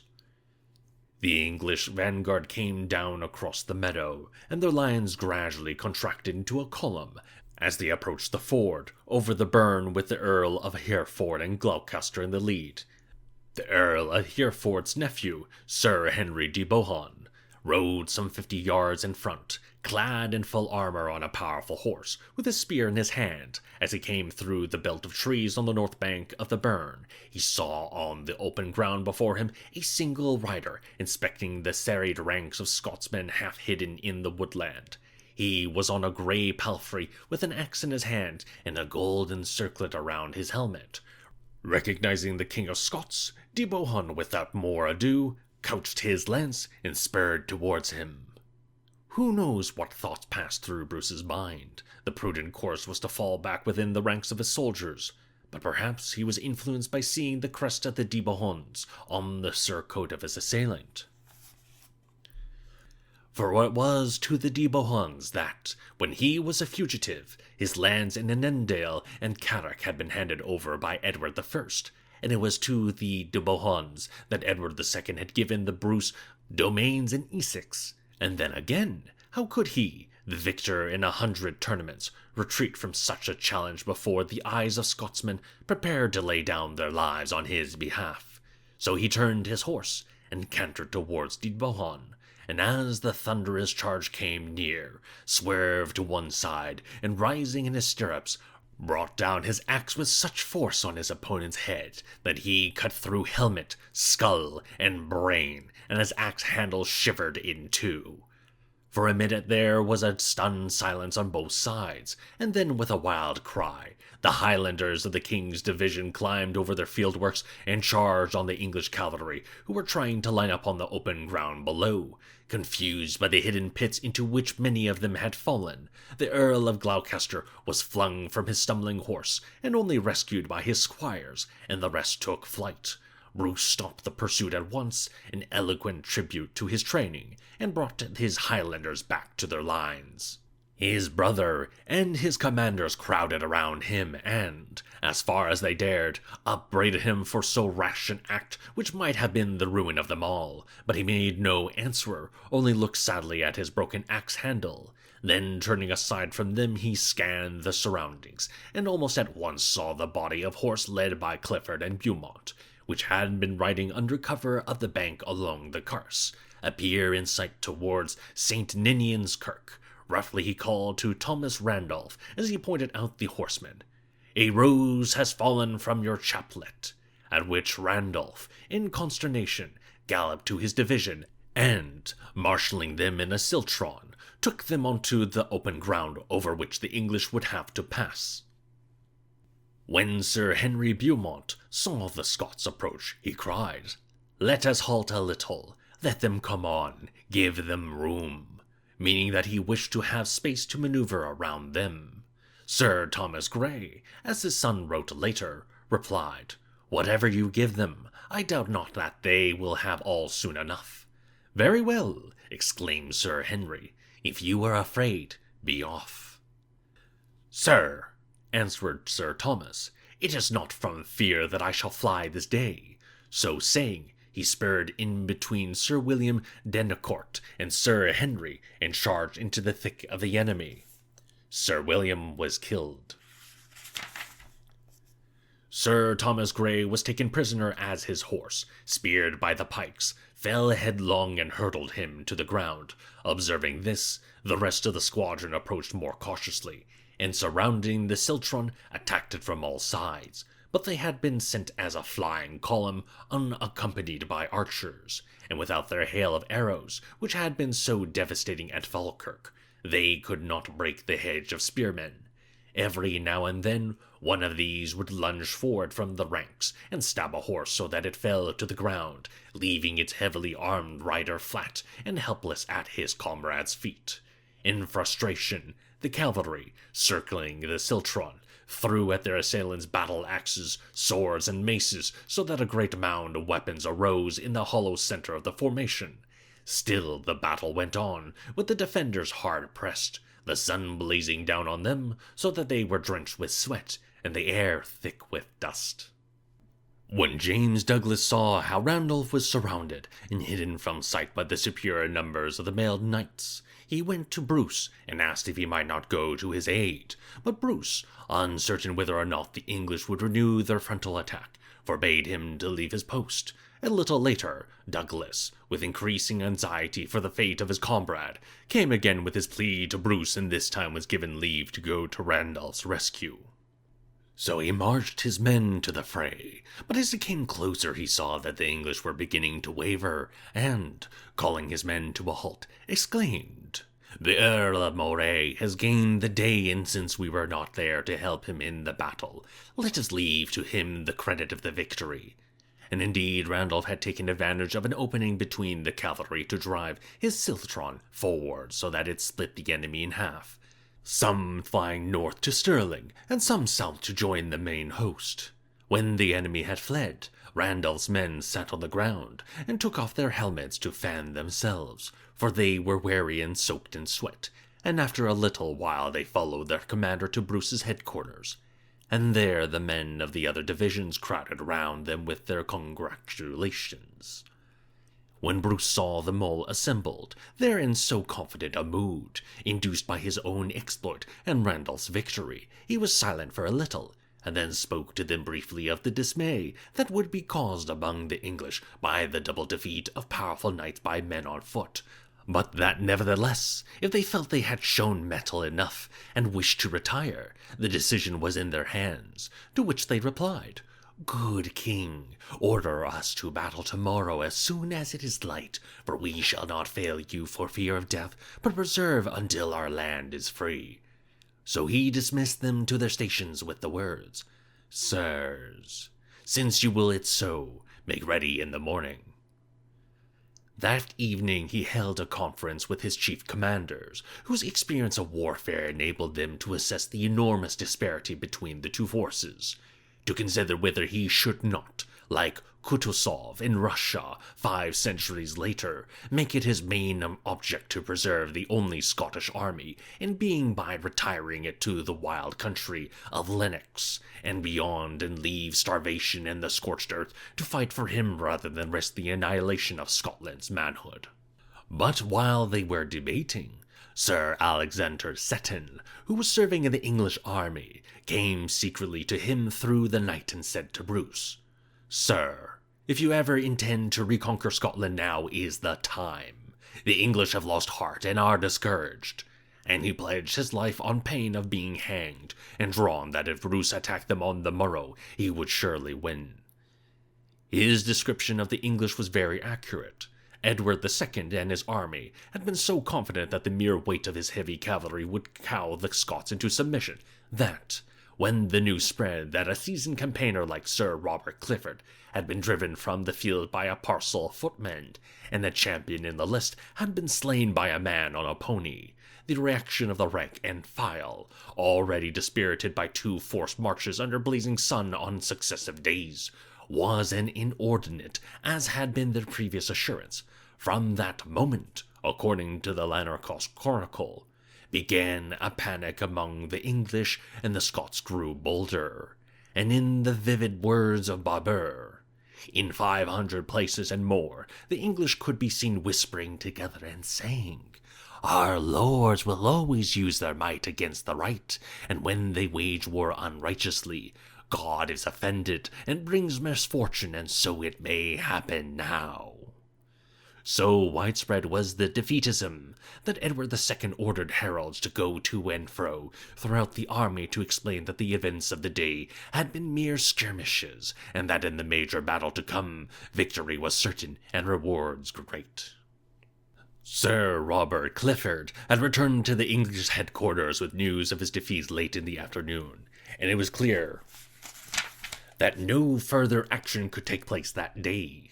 The main problem now facing the English command was where to bivouac for the night, and in particular to water their innumerable chargers, draught horses and oxen as well as their manpower, and yet be in a position the next day to deploy their cavalry in the open ground against the Scots. Many of their commanders knew the terrain from previous campaigns, and the decision taken to move from Torwood to the middle reaches of the Bannockburn was a practical one. The foot soldiers in the supply column laggard on the south bank, while the cavalry crossed over the burn onto the level carse with open country between them and the Scottish positions. Both the Bannockburn and the Pelstream are tidal rivers, and in the early evenings of the 23rd June the tide was right out, so that, with the help of doors and beams from the barns and houses of Bannock, all the cavalry found their way from the boggy areas along the south and east of the burn to the hard clay of the carse. By the time the movement of men and horses had been completed, the short summer night was almost over. There was no time to rest, and the knights stood to arms with their horses betted. The disposition of the English army was based on the assumption that the Scots would remain behind their fieldworks to receive the cavalry attack. But when Bruce learned from his scouts the sighting of his enemies, he made the daring and momentous decision to take the offensive himself. Never before had foot soldiers marched forward to meet the might of cavalry, but it was to this end that he had directed the training of his men, and in miniature it had proved its worth under Thomas Randolph a few hours earlier. The English cavalry were enclosed on 3 sides by the Pelstream and the Bannockburn. Within, as it were, the arc of a bended bow. These streams, in the early hours of 24th of June, would be at half-tide and impassable. He would advance his army so that it formed the taut string between the 2 ends of the bow, and would thus confine the cavalry in so cramped a space that they would be unable to maneuver. Accordingly, he called the officers of his divisions together, and explained to them the action he was going to take, and gave them their order of battle. When he had finished, according to Barbour, he addressed them in the following words. "Sirs," he said, "we have every reason to be confident of success, for we have right on our side. Our enemies are moved only by desire for dominion, but we are fighting for our lives, our children, our wives, and the freedom of our country. And so I ask and pray that with all your strength, without cowardice or alarm, you meet the foes whom you will first encounter so boldly that those behind them will tremble. See that your ranks are not broken, so that, when the enemy come charging on horseback, you meet them steadfastly with your spears. And do not let any seek for booty or prisoners until the field is surely ours. Think on your manhood and your deeds of valor, and the joy that awaits you if you are victorious. In your hands you carry honor, praise, riches, freedom, and felicity, if you bear yourselves bravely. But altogether to the contrary if your hearts fail you. You could have lived quietly as slaves, but because you long to be free, you are with me here. And so gain that end, you must be valiant, strong, and undismayed. I know not what more to say. You know what honor is. Bear yourself in such fashion as to keep your honor. And I promise you by virtue of my royal power, that for those who fight manfully, I will pardon all offenses against the crown, and for those who die, I will remit all feudal dues upon their heirs. The officers then returned to the men, to tell them what the king had said, and to prepare for the morrow. On Midsummer Day, 24th of June, 1314, dawn broke at 3:45 a.m., to usher in a bright and sunny day. Its first rays touched the plumes and trappings of the English cavalry on the Carse, and brought a slight warmth to the footsore and sodden infantry, who were scattered on whatever firm patches they could find in the marshes beyond the Bannockburn. Westwards it picked out the dark mass of trees in the new park, where the Scots were already astir. It was the feast of St. John the Baptist. The Scottish priests in each division had celebrated Mass, reading in high tones for all to hear the lesson of the day. Comfort ye, speak ye comfortably to Jerusalem, and cry unto her that her warfare is accomplished. The men had then eaten a slight meal, and begun to range themselves in their divisions, carrying many banners as their king had bidden. When they were all assembled, he called forth and knighted in the field, as was the custom of the day before a battle, all those who had been chosen for that honour, among them Walter Stewart as knight, and Sir James Douglas as knight banneret. The new knights and the whole host were then blessed by the abbot of Calvary, who held in one hand a casket containing the most sacred relics of the kingdom. When these ceremonies had been concluded, Bruce gave the order to advance. 3 divisions moved off in echelon. First Edward Bruce with his right flank protected by the Bannockburn, then, a little back to his left, Thomas Randolph, and then, in the same manner, James Douglas, all in Siltron's formation. The 4th Division and the cavalry remained in reserve on the lower slope of the new park. When Edward II saw the Scots coming forward on foot over open ground, he cried in amazement, "What, will yonder Scots fight?" To which Sir Ingram de Umfraville replied, "Surely, sir, but indeed this is the strangest sight I ever saw for Scotsmen to take on the whole might of England by giving battle on hard ground." And even as he spoke, the Scots, who were now some 100 yards away, knelt down and made a short prayer to God to help them in the fight, at which the English king exclaimed triumphantly, "They kneel for mercy." Again Sir Ingram replied, "For mercy, yes, but not from you, from God for their sins. These men will win all or die." "So be it," said the king, and ordered the trumpets to sound the assembly. The Earl of Gloucester, the previous evening, had urged Edward II to rest his army for 24 hours before engaging in battle, and, in a heated argument, had been accused by him of disloyalty. Now, still smarting from the unjust attack on his honor, he mounted his horse so precipitately, when he heard the summons, that neither his squires had time to put his surcoat over his armor, nor his vanguard to saddle and range behind him before he had charged headlong at Edward Bruce's Siltron. Unrecognized, he was slain on their spears far in advance of his van, who, following him piecemeal as fast as they could, lost many of their bravest knights, among them the veteran Sir Robert Clifford, Sir John Comyn, son of the murdered Red Comyn, Sir Edmund Manley, steward of the English king's household, and Sir Payne Tiptoft. Vainly the vanguard tried to break the hedgerow of spears, but were no more successful than their comrades of the previous day. Many of the horses were stabbed and through their riders, who were trampled in the melee.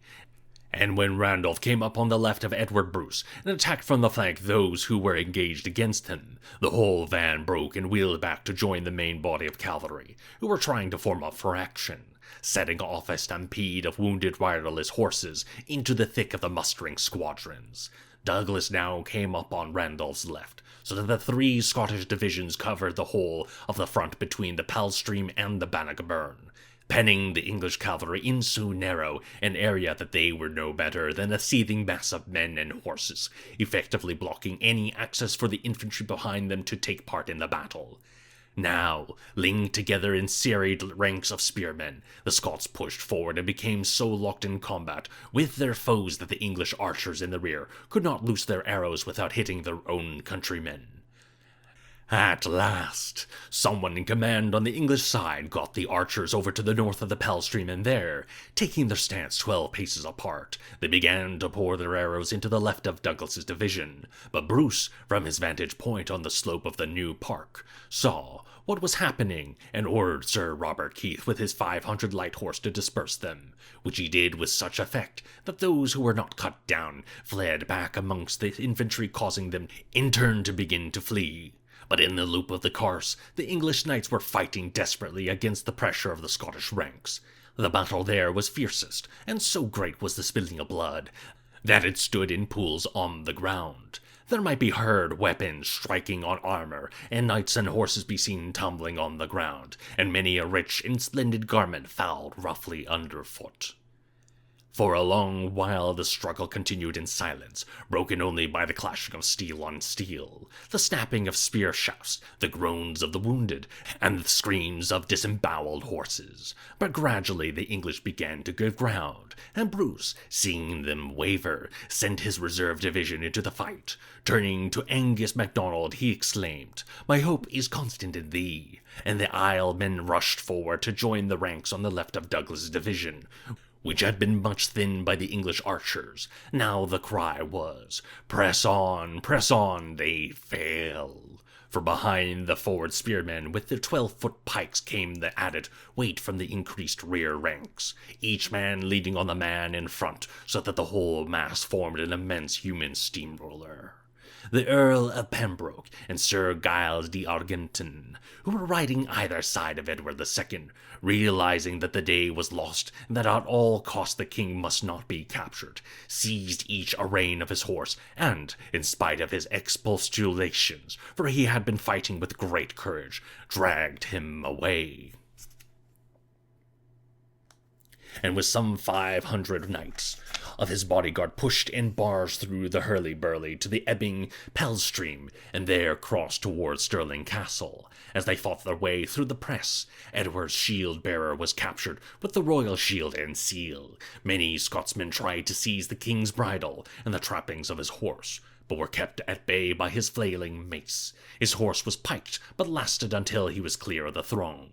When another was found for him, it was then that Sir Giles de Argenton turned to him and said, "Sire, your protection was committed to me, but since you are safely on your way, I will bid you farewell, for never yet have I fled from a battle, nor will I now." He turned his horse, and spurring desperately to the Scottish ranks, was overborne and slain. Edward II continued to the castle, but was refused entry by the governor, Sir Philip Mowbray, on the sensible grounds that under the terms of his agreement he would have to surrender the castle, and the king would become a prisoner. But he deputed to him a local knight to guide him by detour round the west of the new park, so that he could bypass the battle area on his way to England. When the royal standard was seen to leave the field, the whole English army began to give way. It was at this juncture that Bruce produced that unexpected intervention by which commanders have so often won victory. A signal was given to the watchers on Gillies Hill, and over its crest appeared all the camp followers, servants and those who had arrived too late for Bruce to incorporate them in his formations. Rank upon rank in massed array, with broad sheets for banners upon poles and spears, as they came down the hill, and saw the battle below them, and the English beginning to falter. They gave a great shout of, "Upon them! Upon them!" When the English saw this vast host approaching, they believed it to be a second Scottish army, and all hope left them. Their slow retreat disintegrated into a panic-stricken rout, and each man thought only how to flee. Never in the history of her wars had England suffered such a humiliation or exhibited such helplessness in defeat. She had men and material enough to make many an honorable stand. Her infantry had not even been engaged, and many of her archers were among them, but not a leader emerged to rally them. Every armored knight who had not been unhorsed or killed, but put spurs to his steed, the Earl of Hereford, High Constable of England, with some of the four master barons, fled to their shame along the route which their king had taken and made for Bothwell. Others, less fortunate, penned in by the Scots, attempted to cross the Bannockburn, but got bogged in its muddy depths and were rolled over and crushed by those who were crowding after them. Between its banks, the burn became so choked by struggling men and horses that the latest comers could pass dry-shod over a causeway of drowned and drowning bodies. One nobleman alone in this hour of panic preserved his calm and his courage, the Earl of Pembroke. After conducting his monarch to Stirling, threaded his way back through the chaos to where some thousands of the Welsh levies were stationed. These were the men from the territories of his vast earldom, and were conspicuous from their custom of going to war half-naked. Marshalling them into columns, he set out to guide them over 100 miles of wild country to Carlisle. All along the route, they were harried by the natives, through whose districts they passed, and many who fell out or straggled were killed, but the greater part he brought safely across the Solway to the English headquarters at Carlisle. But the other infantry had little guidance. Bewildered by the disappearance of the cavalry, they dispersed in all directions. Many of them tried to cross the Forth, but were swept away in its swirling currents or sucked into the treacherous swamps within its loops. The majority made for Stirling and took refuge on the crags beneath the castle. So great were their numbers, and so many of the English knights had taken flight in the same direction that Bruce, uncertain of the governor's reaction, kept his men in formation for fear that if they were to scatter, a counterattack would be launched from the castle. It was this that enabled the English king to escape, for when news was brought that he had been seen riding south, Bruce dared not release his cavalry in pursuit, for it seemed to him beyond belief that so powerful an army as the English, with so many seasoned veterans, would fail to rally and renew the conflict. However, at Douglas's request, he allowed him to take 60 horse with which to stalk the king. This was an enterprise for which Douglas's long experience of guerrilla warfare made him peculiarly fitted. As he passed through Torwood, he met, riding the moor beyond, Sir Lawrence Abernethy, with 80 of men come to join the English. But when he heard from Douglas of the day's work, he promptly changed his allegiance and accompanied him in the chase.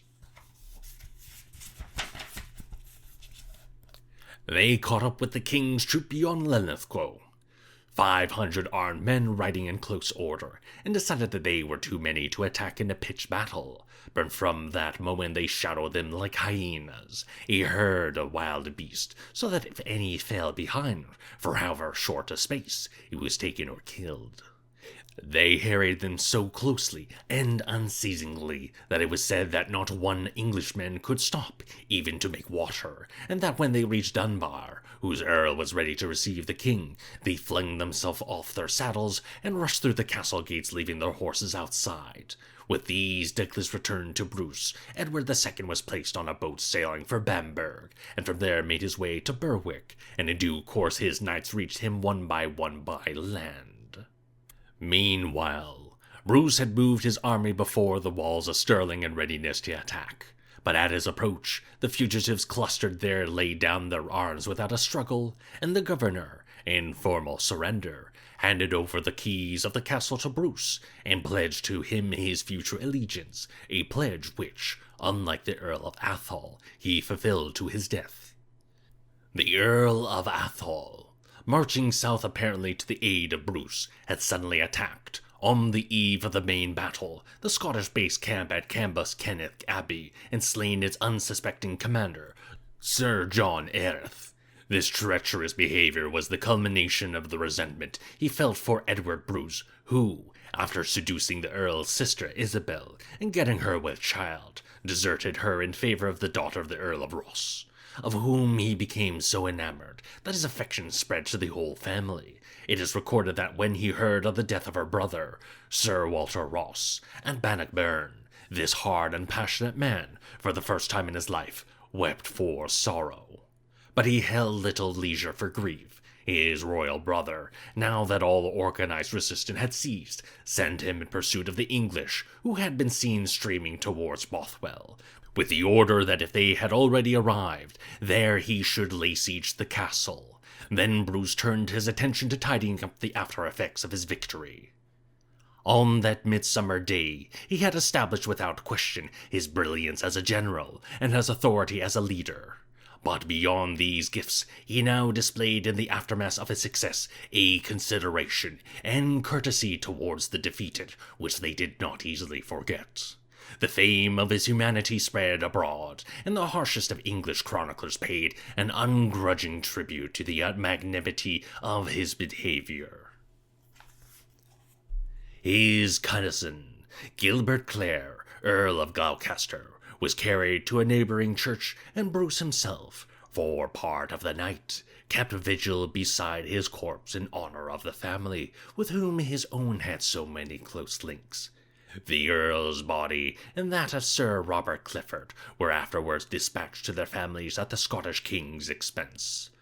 34 barons and several hundred knights and squires who had fallen in the fray were given honorable burial in sanctified ground. The remainder of the dead were heaped in communal pits.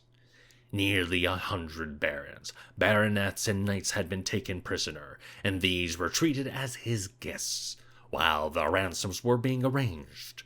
Among them was Ralph de Monthermer, who, in the days when he was styled Earl of Gloucester, during his stepson's minority, had given to Bruce the vital warning in 1306, which had enabled him to evade the vengeance of Edward I. Now, with great gladness, Bruce repaid his debt of gratitude by entertaining him at his table, and then releasing him without ransom.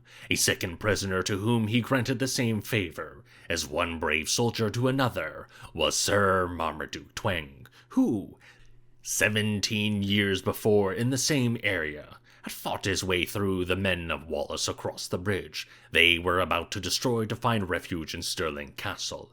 Unhorsed at Bannockburn, he had crawled into the undergrowth. The next day, having hidden his army in a coppice, he came out to look for Bruce, clad only in a shirt. Surprisingly, none took any notice as he wandered hither and thither in this simple raiment. At last, espying the Scottish king, he fell on his knees before him. "Welcome, Sir Marmaduke," said Bruce. "To what man art thou prisoner?" "To none would I yield but you," replied Sir Marmaduke, at which Bruce raised him in his arms and took him to the royal tent. A more bizarre captive was a Carmelite friar called Bastin, who had been enthroned in the train of Edward II to immortalize in verse the expected triumph of his master. On being taken and brought before Bruce, the Scottish king, with gentle humor, promised him his freedom if he revised, in favor of the Scots, the epic that, as a practical journalist, he had already written beforehand. With a few adroit transpositions of names, he accomplished this task to the satisfaction of his host, and was speeded to the land of his fathers by the ironic cheers of his audience. But the greatest catch of all was that brought back by Edward Bruce from Bothwell. Sir Walter Fitzgilbert, the constable of the castle, had for some time been sitting gingerly on the fence, but up to the Bannockburn battle, with one foot in the English camp, he received therefore into his halls, at their request, the Earl of Hereford, the Earl of Angus, Sir Ingram de Umfreville, Maurice, Lord of Berkeley, John Lord of Seagrave, Anthony Lucy, and 50 of their followers. The remainder of their party, for whom he had no room, continued towards Carlisle, and were almost all destroyed in the course of their journey. When Sir Walter heard from his distinguished guests the reason for their presence, his duty immediately became clear. His men removed their arms and made them prisoners, and on the arrival of Edward Bruce at the castle gates, Sir Walter handed them over to his keeping with protestations of loyalty to his brother.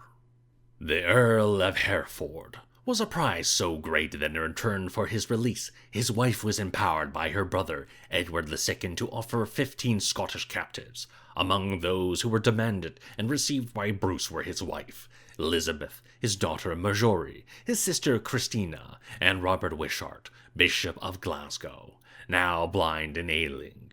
His nephew Donald, the young Earl of Mar, was also given the opportunity to return, but a close personal friendship with Edward II decided him to remain in England.